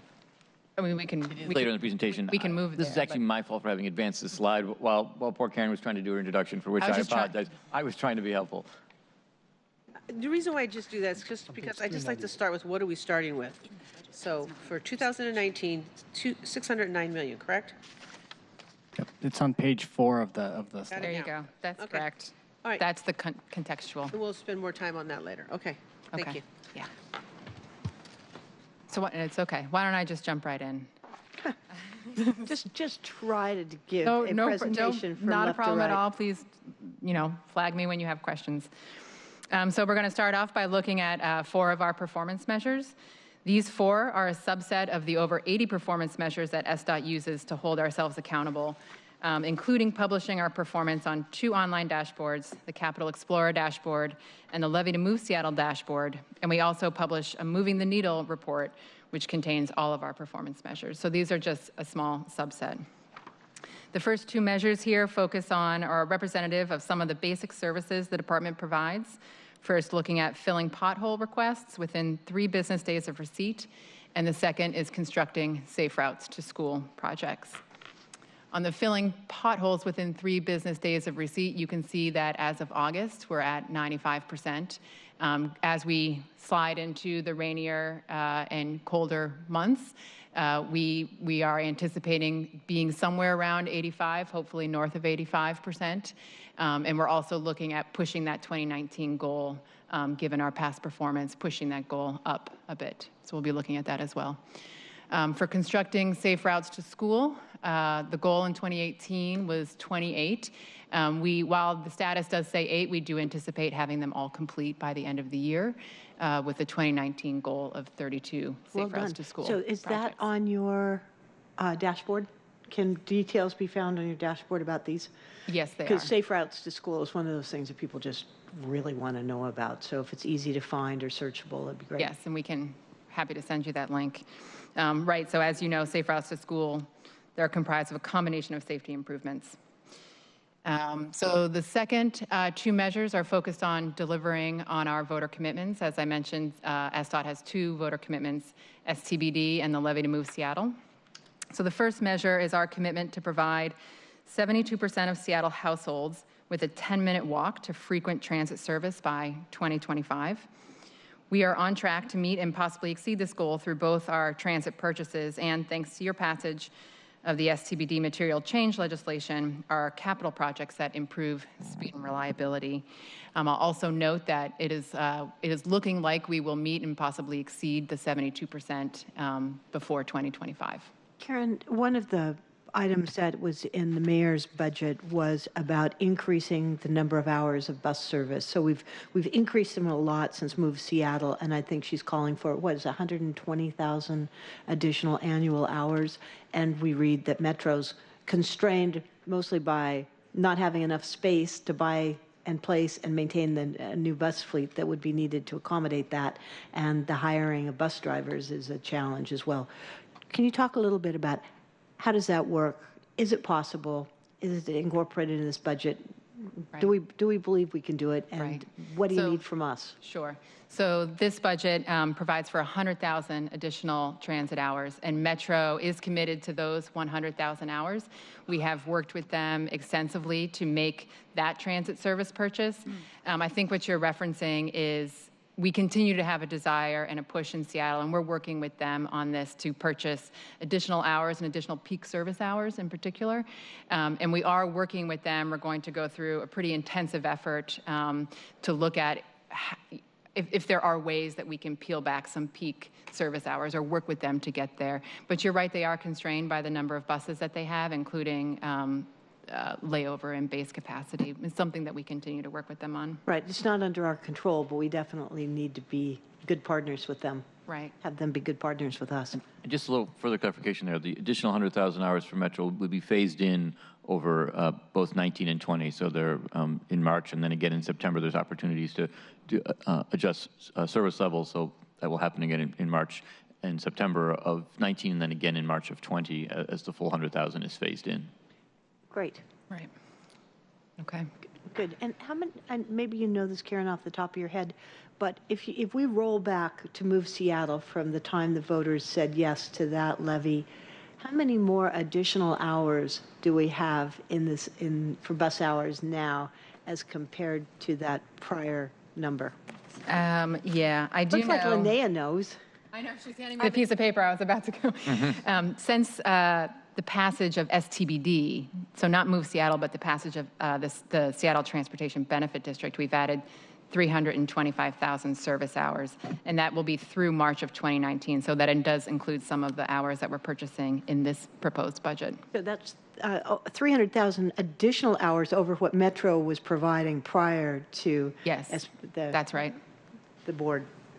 Good, thank you. I think that that's a number that it's very impressive. People are riding our buses. I think, didn't we just get a national award?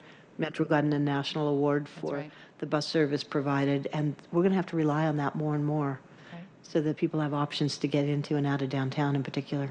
Right. Thanks. You're welcome. So looking at the second measure there under the second box, this is focused on delivering our large capital projects, which we define as projects over $500,000. We currently have 65 projects that we define as large. This measure is essentially a roll-up of all the information that's on the Capital Explorer dashboard, and it looks at project performance on cost and on schedule. So as part of the levy reassessment, we took a hard look at how we're holding ourselves accountable for delivering projects on time and on budget, and we've moved to tighter restrictions on when we allow ourselves to reset budget and schedule. We're also facing, as Linnea mentioned, we're also facing a tough regional construction climate, which has impacted our expected project schedule, as well as the bidding climate. So this is part of the reasons why you see our performance to date on this measure at 63% and our expected performance for the year at 68%. We have moved from setting our baseline for schedule and budget at 100% design, and we're currently setting it at 30% design. This is something that we'll continue to look at and refine. We're also going to continue to look at this measure, possibly pulling out schedule and budget and reporting them separately. Right now, they're rolled up into one measure. However, given the magnitude of our capital projects and delivering on Move Seattle, we felt it was important to include this measure. Good. Could I just could I please ask the three of you in the front row to take your conversation outside? Mr. Zimmerman and Ms. Richard and Honorable, would you kindly take your conversation outside? Mr. Zimmerman? Mr. Zimmerman, would you kindly take your conversation outside? Yeah, thank you. Thank you. Please proceed, Karen. Sure, thank you. So next we're going to walk through the strategic priorities for SDOT for 2019. The first priority is the delivery of Move Seattle. So just for some context, as I mentioned, the department's budget is $609 million for 2019. The Move Seattle portfolio, so all of the projects in 2019 that we will deliver using Move Seattle funds and other fund sources, is $285 million, just to give you a sense of how large the program is. So as many of you know, and as I mentioned, we recently completed a comprehensive assessment of the levy, and it showed that we have a lot of work to do in a challenging construction environment over the next 6 years to deliver a program of this scale. The budget supports the levy by adding a signal crew, a concrete paving crew, and enhancing the capital projects delivery team. So with this addition of staff, we'll be better equipped to deliver on our voter commitments related to Move Seattle.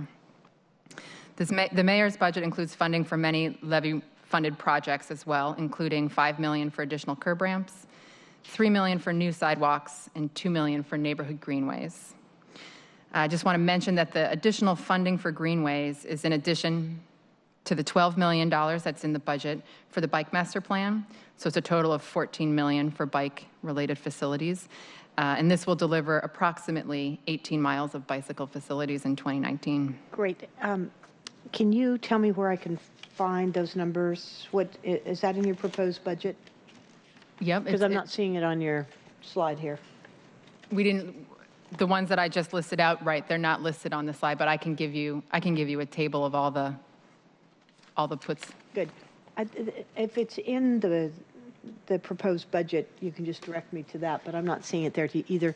Oops, sorry. It's the budget table. Page 404. Thank you. Page what? 404. 404, thank you. So a quick question around your bicycle lanes, and I mentioned this morning. You obviously were not here at the time, but Councilmember Johnson did a companion or sponsored a companion resolution as we passed the legislation this week for the arena. And it's really important to those of us who live and work downtown, and this District 7 in particular, that these bicycle lanes get connected. And I know that there have been all kinds of reasons. There was 4th Avenue that we had the plan, we're going to build it, then we didn't. And, people were concerned about the maximum congestion timing. But I happen to be a bike rider. I know how important it is, how much faster it is to get around downtown. And what I'd like to know is, with these bicycle lanes, can we get a schedule? Can we get a block by block? And I met with a number of folks last night, said, there are volunteers at the ready from Neighborhood Greenways Cascade Bicycle Club that will help and go knock on doors and talk to business leaders about this. But the longer it takes to get connected, the fewer riders there are. And the argument I think you saw probably in the Seattle Times this morning, that there are fewer number of bike commuters, which astonishes me when you see how many people are actually using 2nd Avenue and the bike lanes that you have created. So that said, what I want is a chart that talks about the bike lanes, where they are, when they're going to be coming in, and what pot of gold we're going to be using to pay for them, whether it's something related to the arena or something that's related to just making these connections. We got to get this done. We're happy to get that for you, and we appreciate your help and others. Great. Thank you, Councilmember Juarez. Thank you. I appreciate you letting us know verbally about the $5 million for curb ramps. I found it in the budget as well, the $3 million for sidewalks and $2 million for greenways. And then you said that's in addition to the $12 million for bikes to equal $14 million. So I have a different take than Councilmember Bagshaw on bike lanes in District 5. I would like to know, because what we need more, and particularly up in D5, is we don't have sidewalks. And this should be a walkable city, and this has been an issue forever. I know that we are dedicating some funds in District 5 for sidewalks, but I'm going to stay on this issue. $3 million is not enough.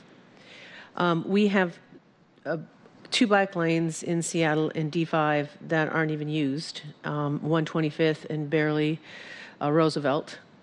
So I'm going to ask you to be accountable to us to tell me how you're justifying those bike lanes and their maintenance, particularly when I heard some numbers about, and please, one of you correct me, how much are we spending per mile on a bike lane on the last number we heard to closing the gap? Was it $10 million or something like that? I think that is one of those debatable points that we'll need to actually get some facts, because sometimes we talk about moving utilities and moving lights, moving water mains, and that gets rolled into a per mile construction, but it may be more appropriate to look at the whole street as we're building. So that's a fight that I would prefer to wage with some facts. I'm not suggesting it's a fight, but what I'm suggesting is we don't have a complete picture of exactly what that means when we meet with constituents, which I will be meeting with tonight with Mr. Noble for 2 hours at the Bitter Lake Community Center, and we've met with other folks up in D5 and other neighborhoods, and I think you know what neighborhoods I'm talking about, that bike lanes were exempted from SEPA, whether or not and who decided who gets bike lanes. And if you're just putting them in to slow down traffic, then tell us you're just putting in something to slow down traffic and putting in bike lanes. I still don't have a real answer how much a bike lane costs. I don't know if it's just cones and paint or if it's digging up sewer and pipes and putting, I don't know. SDOT has never provided us with that. I would have liked for you today, when you put, the Move Seattle in the money, I would have liked for you to have listed the actual amount for the curb ramps and the sidewalks and some of these other things, rather than just telling us verbally, because that doesn't help me when I go through the budget and I have to look on each page and pull up how much bike repair, at least the budget says to me, it says 2.8 on page 399 and some other issues. But my point is, that's going to be a big issue. And you've heard this for the last 3 years, and I know Ben's not looking at me right now, on curb ramps and sidewalks and greenways and geographical parity and how that matches up. Some neighborhoods just don't need bike lanes. It just makes sense to have them. Some neighborhoods, it does make sense to have them. I wasn't around when the pedestrian bike plan was passed, but I am around now, and I do have a base that aren't particularly, I wouldn't say hostile, but are still scratching their heads why there are particular bike lanes and what their costs are, when people would rather, at least I know for sure in District 5, have sidewalks. So that is something that, because I think $3 million for sidewalks citywide is woefully inadequate. So that is something that I'm hoping we can talk about later on. And again, I'm not saying I want to fight about it. I just want information. So when I talk to constituents and voters and people who pass ST3, and we're looking at light rail and all these grand ideas about transit-oriented development and housing and people using other modes of transportation, these are straightforward, honest questions that I should be able to answer. Thank you. Okay, please continue, Karen. Okay, thank you. So moving on, in addition to being focused on Move Seattle, we continue to be also very focused on enhancing our basic services. The budget provides additional paving funds as well as funds to support bridge maintenance and to begin seawall maintenance. Our next strategic priority is to improve mobility and provide transit options. This is particularly important as we lead into the period of maximum constraint, with our permanent closure of the viaduct, the downtown tunnel opening, buses coming out of the tunnel, and other major construction projects that will impact mobility in the city. So as we've talked about, one of the major ways the city is able to increase transit options is through STBD. Again, thank you to your support. The budget includes a purchase of an additional 100,000 hours of transit service. It also includes funding for the ORCA Opportunity Program, providing ORCA cards to all Seattle public high school students. It includes funding for transit speed and reliability improvements. These are our small capital projects that improve speed and reliability. And it includes a pilot program with Metro for first and last mile connections in West Seattle and in South Seattle. The budget also provides funding to help manage downtown mobility during the time of the multiple overlapping construction projects. So this funding, some of which Linnea mentioned, this funding will support signal timing adjustments, full 24/7 staffing of our Transportation Operations Center, and enhanced communications with the public about travel options. In addition, the budget provides funding to support early collaboration with Sound Transit. This will go toward internal SDOT staffing, including a dedicated lead position, as well as funding to support our partner departments, such as OPCD and SDCI, as we all engage with Sound Transit to ensure the upcoming major light rail projects reflect the priorities for our city. The budget also provides funding to continue the department's work on congestion pricing, advancing the initial planning and analysis work that's being conducted this year. So I also want to note that the city was the recipient of a Bloomberg Foundation grant, which will provide technical and in-kind support to help advance our congestion pricing work. How much was that? The total award amount is $2.5 million, but the grant is for both congestion pricing as well as some climate change work. Good. So finally, the budget finds internal efficiencies to fund a portion of the core and strategic priorities that I went through above. These include reducing our spend on discretionary contracting services and overhead activities, realizing vacancy savings, and redirecting our efforts from programs, again, in order to support core services, redirecting our efforts from programs such as ePark, summer parkways, and new pavement to parks installations. So I just want to note that these reductions were not easy, and they come with their own set of complications, as I'm sure you're aware, but we needed to make some of the investments in our basic services that I described above. So here is our budget summary slide. This slide walks through 16 and 17 actuals, the 2018 adopted budget, and the 2019 and 2020 proposed levels. So this is where, Councilmember Juarez, if you added together a couple lines here, the appropriation other and the general fund that's broken out, you would get to the 609 that I cited earlier. Another item to note is you can see year over year that SDOT's budget is increasing. Some of the major changes from the 2018 adopted budget to the 2019 proposed include the shifting of some of our major projects into construction, such as Lander and other bridge projects. There is increased Move Seattle paving funds moving into these years, as well as the Office of the Waterfront funds shifting into these years. Let me ask a quick question. Or did you have something, Councilmember Johnson? You go first, Chair. Okay. I'm looking now, not on your slide, but in the budget book 398, page 398, and you talk about the 2019 proposed budget expenditure by category. And I noticed just by category, the capital is the biggest chunk at 37%. You've got personnel at 18, and interest payment at 6, and interfund transfers at 8%. And then there's a big triangle there that is a pretty good slice of the pie at 31%, just says other. What is included in other?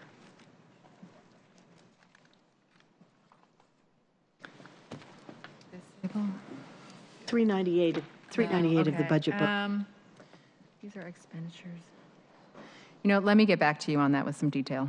Okay, because it seems like a pretty significant chunk of money, and I'd like to have more detail in that. Yeah, I'm just Good. Councilmember Johnson? Thanks.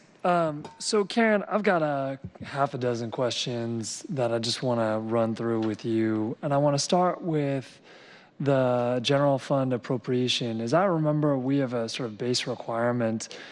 Does that base requirement tie to our overall appropriation number, i.e., do we have to have a certain percentage of the overall appropriations that comes from the general fund, or is it just a base number that we're expected to contribute? It's a base number, and then it's the lesser of 3% or CPI. So it was a base number that was set, and then it grows. That the minimum requirement, if you will, grows with inflation, so that the purchasing power of that minimum is maintained. And we are just at that level for 2018, and somewhat above that level, marginally, arguably, for 19 and 20. So that 44,161,000 is slightly above our minimum requirement for general fund subsidy. Correct. Okay. How much of that 565 appropriations is it attributed to that $126 million appropriation authority swap from 2018 to 2019? Are we absorbing the totality of that $126 million appropriation swap from 18 to 19? Is that what accounts for more than the $126 million change from 18 to 19? You're looking at the 126, the change year to year? Yeah. Yeah, I think what I was trying to describe, the way to think about that is the change in spending from year to year due to the projects that I was listing. So things like Lander coming into construction, other bridge projects, additional paving funds being moved into that year from Move Seattle. Yeah, and how much of those are related to the timing slippage from our third quarter supplemental action that moved funding from 2018 to 2019. I mean, this is a complicated budget, and I just want to understand how much of that growth of $126 million change comes from us delaying our own projects or from other projects coming in online more quickly than they would have otherwise. Right, it is complicated. Some of it is due to the third quarter supplemental, what you're referencing. We can walk you through kind of the timing of all of those projects. Well, and I just want to surface some of the concerns that I've got as I've dug through just in a cursory overview. And this is a political statement not intended to elicit a response, Karen. Okay. So when I take a look at the ways that we're spending money in 2019, I just want to flag that I think the structural challenges that we've had in delivering projects in 2018 seem like they could get exacerbated in 2019. So I'll give you a couple of examples.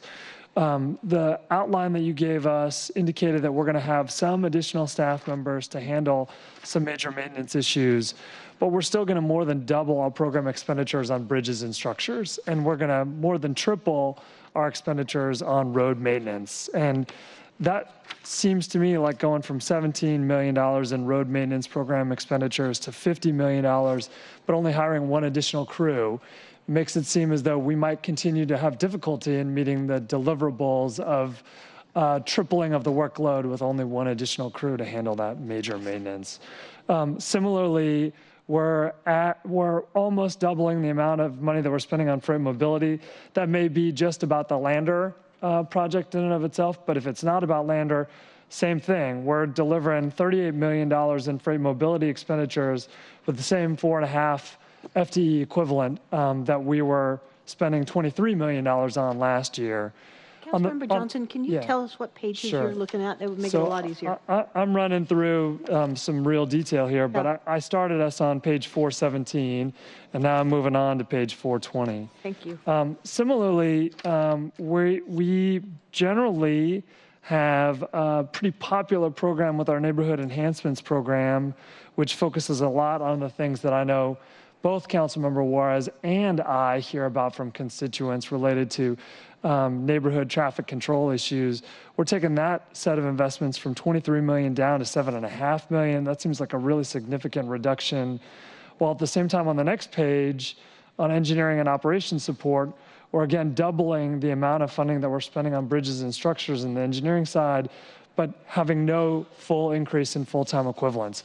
So I'm struggling here to see how we're going to really dramatically increase the projects that we're intending to deliver on a lot of what you're terming as basic infrastructure, but we're not really hiring a whole lot of new staff members.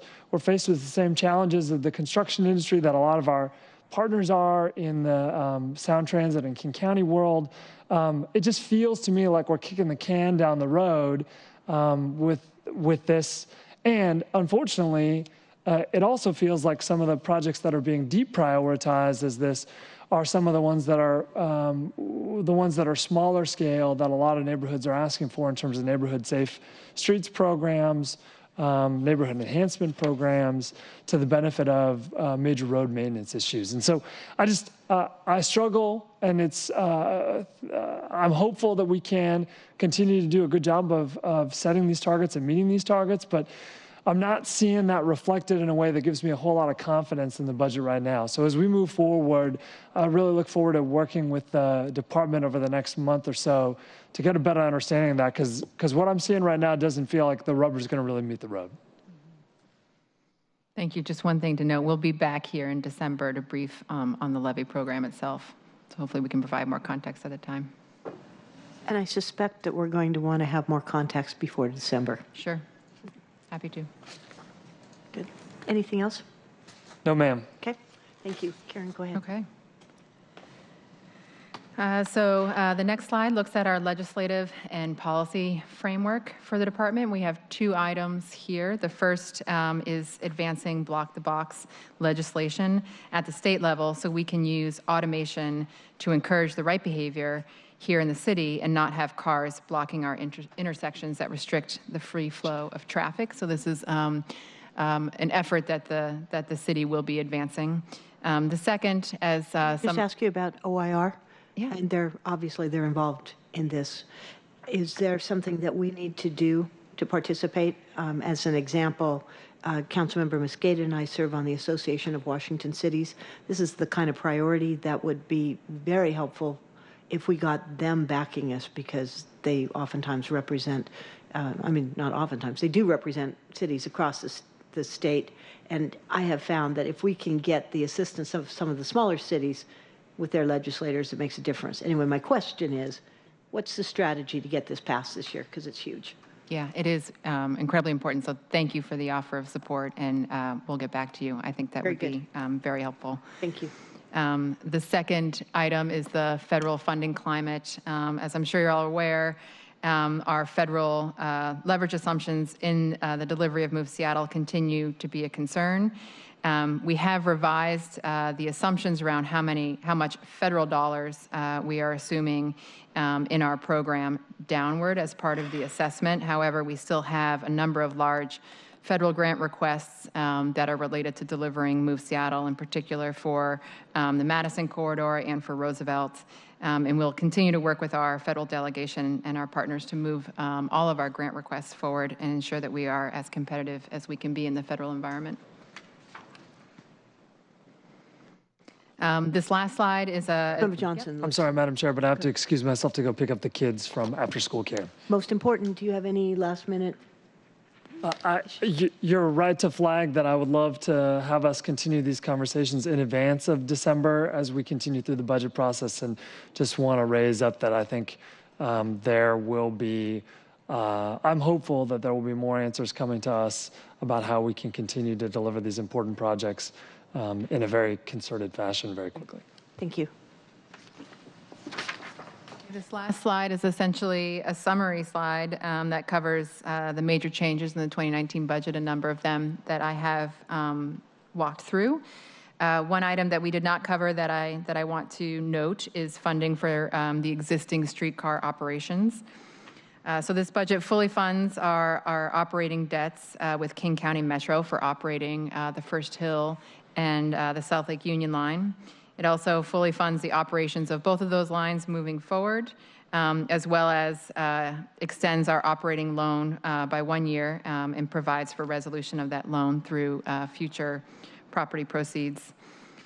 In terms of the Center City Connector, the capital project, the budget provides $500,000 in 2019 to continue any needed design and analysis, and provides capital resources in 2020 and 2021 to either fund the streetcar project or an alternative transit project in this corridor. Great. Good. So you've left yourself some flexibility on that corridor. So if the determination is made by the mayor that it's not going forward, then there's some option.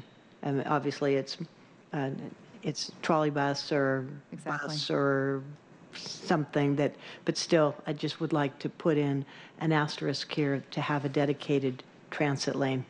If it's bus, that we still have it as a dedicated lane so that the buses aren't stuck in traffic. I know that you all know that First Avenue is where I live, and I see the congestion, particularly on game days, north and south.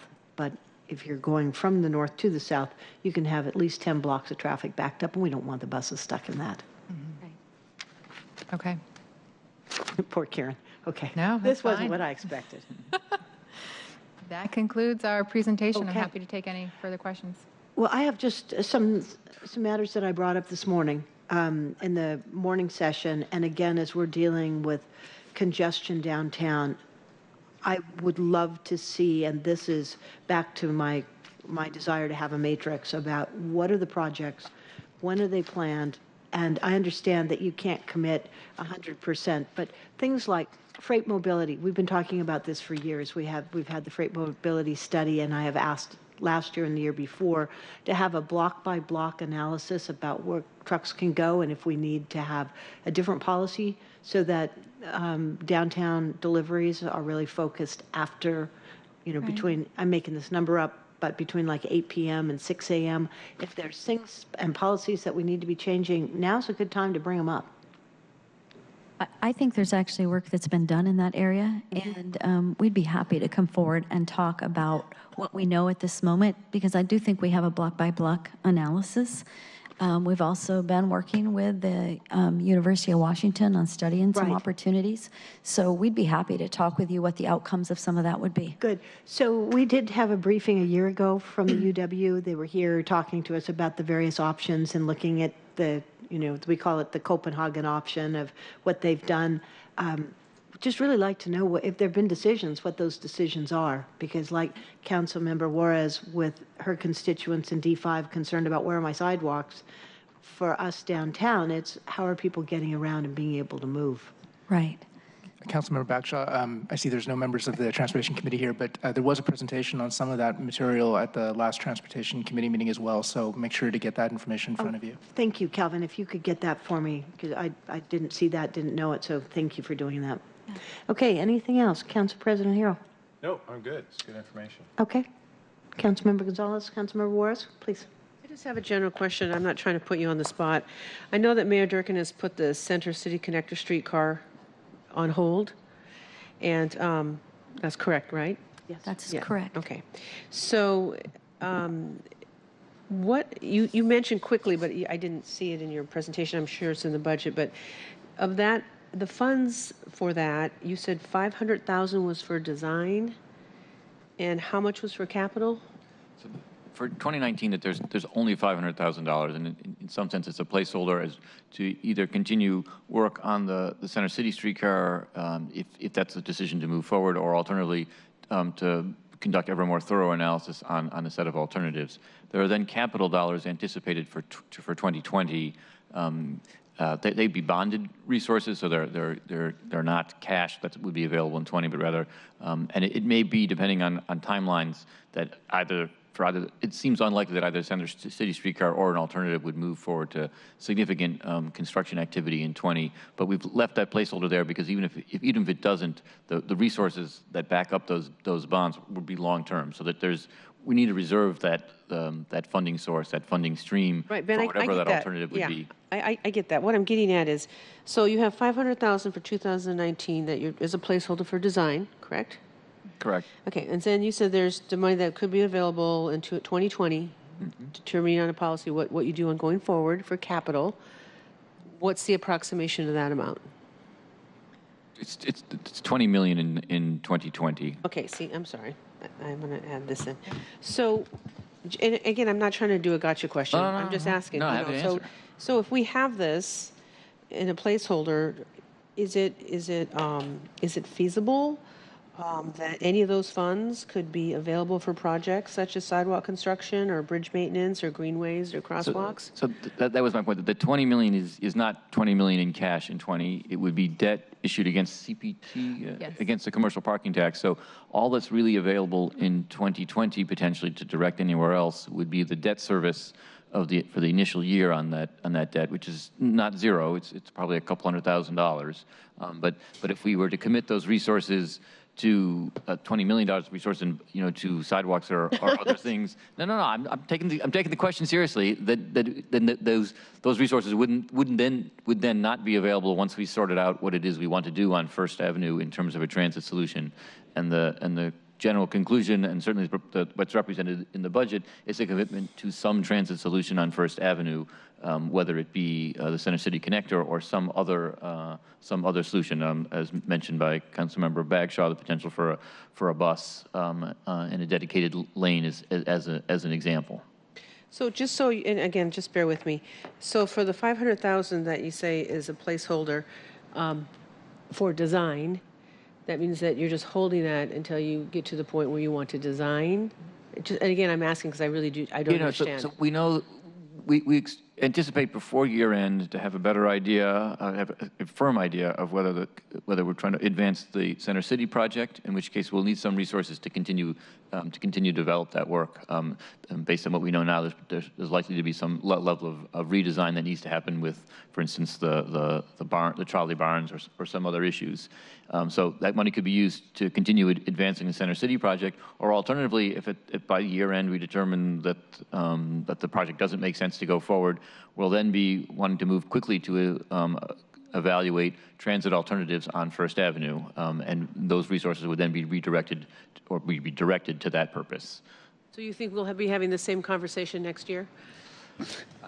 I think that we'll have the conversation before next year. So I think that by the time we get here next year, we'll be proposing funding in 20 to implement either a Center City project or a Center City Connector or an alternative project. Right. That's honestly what I think. Okay. Anything else? Thank you. Any other questions? Nope. Okay, well, I want to say thank you, Department of Transportation. Linnea, thank you for your first budget here in the city of Seattle. Karen, this is obviously a department that we all care about greatly. More. Ben, thank you for being here with us all day. Calvin and Eric, thank you. So this will end our first session on budget, and I'm going to go into public comment. Can you, Jody, tell me how many people are signed up? Okay, 6 people, and then what's that? That's something that I'm just looking at. Is there another sheet there? Okay, very good. Yeah, I think we'll do 2 minutes. I will. Thank you very much. Okay, so we have 7 people signed up. Alex Zimmerman, Natasha, and Janet. If you would be ready to approach the microphone and get yourself close. Honorable, you're number 6. Okay. Well, he is on the first on the list, Honorable. Okay, please start the time, Jody. Hi. My name is Alex Zimmerman. Everybody know me from Tacoma to Everett. So I want to speak about budget, but as I come to this place for 10 years, almost 2,000 times in council chamber. Nice people working here. Yeah, government, council, about $6 billion, people money. Very nice. Where is people can speak about this? People cannot. So we have a complaint right now to Durkan, into council, so you violate rules, see public comment in city council meeting and committee meeting. Is this copy come from clerk of Seattle? And she replaces and correct. Why we cannot speak in every point of department? Why we need speak one time for 2 minutes about our $6 billion? Can somebody explain to me why this crook who sit in this chamber want what as we speak only 2 minutes for $6 billion? We're supposed to be speak in every meeting 9:30 and 2 o'clock, and can we speak about every department what is possible. This in city council rules. We complain about this. We make a complaint today, I, Peril, and Michael, to city mayor and to you, because you violate everything. You are pure crook, a criminal, and cretina. This is exactly who you are. And this is exactly what has happened every year. $6 billion, my money, their money, 700,000 people, no one happy right now, cannot speak about us money because you crook doing this. The high Ku Klux Klan are crook, a criminal, and cretina. And I speak right now to everybody. We need clean. That's done. Lovely, Mr. Zimmerman. Natasha, and then Janet. What? Good afternoon, City Council members. My name is Natasha El-Sergani, and I'm a staff attorney with Northwest Immigrant Rights Project. I work in the Removal Defense Unit, which means that the clients... Hold on. Please be quiet. Natasha's time. And I want you... Would you just wait one moment, please? Come here. I signed up. You did. Come here. He is not Alex Zimmerman. He is not Alex Zimmerman. Come here. No, I'm not Alex. You are 6. Now, please sit down, and I'll get to you. Well, where's Alex? 1. Sit down. No. Okay. I am sorry, Natasha. We have to put up with this circus, and you are here to speak to us. Yes, so I'll start again. Please. Good afternoon, City Council members. My name is Natasha El-Sergani, and I'm a staff attorney at Northwest Immigrant Rights Project in the Seattle office. I work in the Removal Defense Unit and work pretty closely with the Legal Defense Fund team. And the clients that I represent for the most part are in removal proceedings before the Seattle and Tacoma immigration courts. Without legal representation, immigrants must face on their own a complex and difficult to navigate immigration system led by a federal administration that increasingly attacks their civil and human rights, labels them criminals, gang members, terrorists, separates their families, and keeps people locked up in prisons, basically, while private corporations profit. Our office, for that reason, is deeply grateful for the city's commitment to making the Legal Defense Fund a permanent program in our city.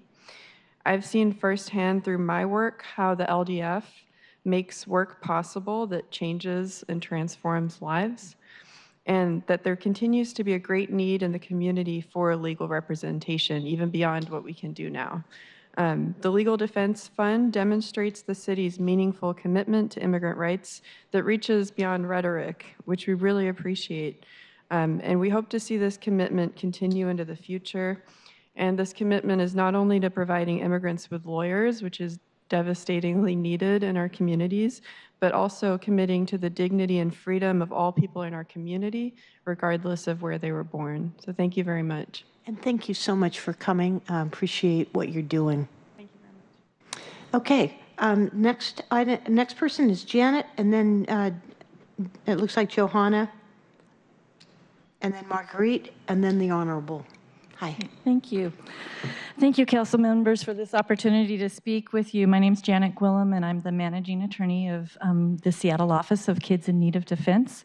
And we're an organization that provides representation in immigration removal proceedings for unaccompanied immigrant children, and also for the kids that were separated at the border earlier this summer, the family separation cases. We are also one of the recipients of the Legal Defense Fund, and are very, very grateful for the opportunity that's given us this year. During the first 5 months of our 15-month contract, we met all of our metrics. We filled up the caseload, basically. The need is so great. There are so many unaccompanied children in King County and Seattle that we were maxed out at the very early on and have continued to maintain a wait list of children that are desperately in need of representation. So I am just here to encourage that ongoing support of that program. It's been wonderful. I wanted to give you a couple stories of kids that we've been representing. For example, we have a 14-year-old indigenous girl from Guatemala with severe developmental disabilities who experienced sexual exploitation and assault and had to escape here as an unaccompanied child. We have applied for asylum for her and are in the process of getting her special immigrant juvenile status as well. The majority of the kids that we serve apply for more than one form of relief. So, and we go to immigration court with them. Another child that we worked with is a 16-year-old Salvadoran youth who was being targeted by the MS-13 gang in El Salvador. They followed him every day as he went to church, and they encouraged him to drop out, to stop going to church and start selling drugs for them. They started to threaten him and said if he didn't join them, they would they would kill him, and so he had to run away. So just wanted to give you a little explanation of some of the people that are in here, our Seattle community, that we are serving through this opportunity through the city. Thank you very much. Thank you for coming today, and thank you for what you're doing. Okay, Marguerite Richard, and then the Honorable Michael Fuller. Not even in. PTA. Okay, Ms. Richard here, and I wanted to say in light of what has transitioned on today with Mr. Bill Cosby, it goes to show you that your arms is too short to box with God. And our sins are ever before us, so God always has the last say about evildoers, whatever they doing. Me too, not you, boo-hoo, and the like. But I have something here. I'm just speaking on behalf of somebody that sent me something because they already know how I feel. Mrs. Ely's meeting in Sawant there. Prepare list for police budget, hearing demands, shoot to maim, not kill, and training money, reinstate community service officers and de-escalation force, and review federal mandate list. So my mandate is with Dallas as far as the officer being fired. I noticed that Ian Burke was fired too, okay? But this woman killed a person that was a foreigner. And I don't support people that believe in racism and discrimination because that's what I fight every day. And I feel like if he wasn't what the color he was, he'd still be breathing in and out. And until we do something that's prevalent and just around here, don't come asking me to put my seal of approval on any of you up there because you're criminals too right now. If I was God right now, you'd be in prison right now, okay? And I'm telling you, because he said, if any man speak, let him speak as the oracles of God. And I've seen how you've led up in this chamber here, and I'm not for it. So no, whatever I brought to you, that's what Mrs. Ely and they came up with as far as de-escalation. You can't de-escalate no police. If that woman said that he was in her apartment and he wasn't, you can't de-escalate the devil. All right, Honorable Michael Fuller, welcome back. Oh, yes, I'm Honorable Michael Fuller, Suite Jewers. As I continue in prayer with you 9 Neanderthals. After 246 years enslavement by Neanderthals, then at the time of September the 11th, then no one is enforcing that 13th and 14th Amendment. So that is 40 years enslavement by you Neanderthals, which violates the Federal Immigration and Nationality Act, Title 8 U.S.C. 1324A in parentheses 1 in parentheses A in parentheses IB in parentheses B in parentheses 3 I's in parentheses INA 274A. A in parentheses 1 in parentheses A in parentheses Title 8 U.S.C. 1325. Improper entry. Aliens are smart. They can learn. And Title 8 U.S.C. 1324A. Offenses. Aliens. And the violation of our First Amendment right due process, equal protection of our 14th Amendment rights and procedure due process and substantive due process, and the violation of Article 3, Section 3, treason to the Constitution while adhering to the enemies at the time of war. Title 18 U.S.C., Chapter 73, obstruction of justice. You nine bigots, you're working under color of state and federal law would violate 1962D, conspiracy, Section 241, conspiracy against right, violation against civil rights, violation 10 years imprisonment, $250,000 fine, 3 years supervised release, and $100 assessment. Once you violate RCW 2.24.210, your oath, and RCW 2.04.080, your oath of office, and RCW 2.48.21. Thank you, Honorable. I've got, no, Bautista, step up. Come on. Just come on up to the microphone. He'll sit down. My God, that's your address and your phone number. Thank you. Thank you for being here. Hi, my name is Lady Ana Bautista Sarceño. My language is Spanish.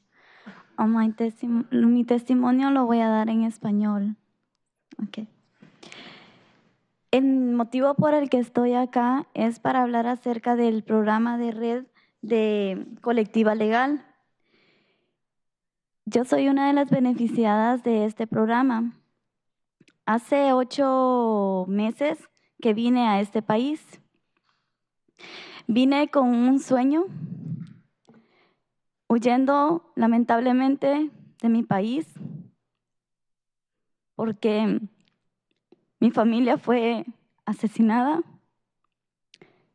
y yo corría peligro en mi país. Me vine para acá buscando una luz, una vida diferente. Gracias a Dios y a cada uno de ustedes que son los que apoyan este programa, a mí me brindaron el apoyo para poder pelear mi caso en este país y no poder ser deportada y causar una tristeza más a mi familia. Puedo decir que este programa es una luz para mí porque aquí he encontrado algo diferente. Un motivo más para seguir adelante y saber que hay personas que me pueden apoyar para que yo pueda pelear mi caso y no ser deportada. Entonces, todo lo que ustedes hacen al apoyar este programa no es en vano. Todo lo que ustedes hacen al apoyarnos, todo tiene recompensa. No se imaginan la vida que me están dando acá. Porque si no fuera por ustedes, yo no estaría en este lugar y mi familia tampoco. Gracias. Gracias. Did you want to translate, my dear? There was a lot to translate there, but ¿qué es su nombre? Lady es su nombre. Bueno, gracias por estar con nosotros y por dar ese testimonio que me da mucho orgullo saber que el programa te ha beneficiado y con gusto vamos a continuar apoyándote a ti y a los demás que pueden beneficiar con estas inversiones. Así es que bastante gracias por estar aquí. The rough translation summary there is Lady is a beneficiary of our legal defense network funding. 8 months ago, she arrived in this country. She had to flee from her original country as a result of her immediate family being murdered. And she has suffered a lot of trauma and stress and anxiety, and she is now living in this country and was able to access services specifically through the Legal Defense Network to fight against a removal order and proceedings that had been started against her. And as a result of direct legal representation through the Legal Defense Network, she was able to she's been able to continue to fight that case and to remain in the country. And she was here to tell us her story and to express her gratitude for prioritizing investments for the Legal Defense Network, and wants to acknowledge the fact that if it wasn't for these investments, she would not be able to pursue her dreams in this country, and is incredibly grateful. Well, Councilmember Gonzalez, thank you for the translation, but also thank you that you brought this to us a couple of years ago. And we're starting to see how critically important it is, not only for our defenders, but for individuals like Lady. It's lovely that she came. Thank you for giving us that translation. It was a rough summary, well, not a direct translation. I got bits and pieces of it. I got the general drift about her family and her being here. Oh, okay. I am so sorry that we skipped over you. That's okay. Thank you. Please go ahead. So thank you, Council. I would also like to thank Council Member Gonzalez for the Legal Defense Network, and that's also what I'm here to speak about. My name is Johanna Martinez. I am a staff attorney at the West African Community Council, and we are one of the community navigators as part of the Legal Defense Network. As an organization, we see and serve immigrants, refugees, and asylees from countries like Senegal, Ghana, Ivory Coast, and many other countries all over King County, for those who are seeking assistance with their immigration case. We try to help all those we can, considering our limited resources. Funding for programs for immigrants and refugees like the Legal Defense Network and its continued support to its community members allow us to cast a wide net to help those who simply want to live, work, and provide for their family, but cannot do so simply because they do not have the proper immigration status or opportunities. There is an atmosphere of fear out there right now, and the legal services and support that we provide offer help and hope to those in need. So thank you. Thank you very much for coming, Johanna. I appreciate it. Sorry we skipped over you, but thank you for your work. Truly that you are doing so much for people, and I'm grateful to you. Thank you. We do as much as we can. Very good. And I'm sure we'll see you again. So this now completes today's scheduled agenda items and public comment period. Thank you all, my colleagues, for staying, for being so deeply engaged in all this. If there's no further business, we will conclude for today, but tomorrow Budget Committee begins again at 9:30 here in Council Chambers. So thank you all very much. And so this meeting is adjourned for today. I will miss you.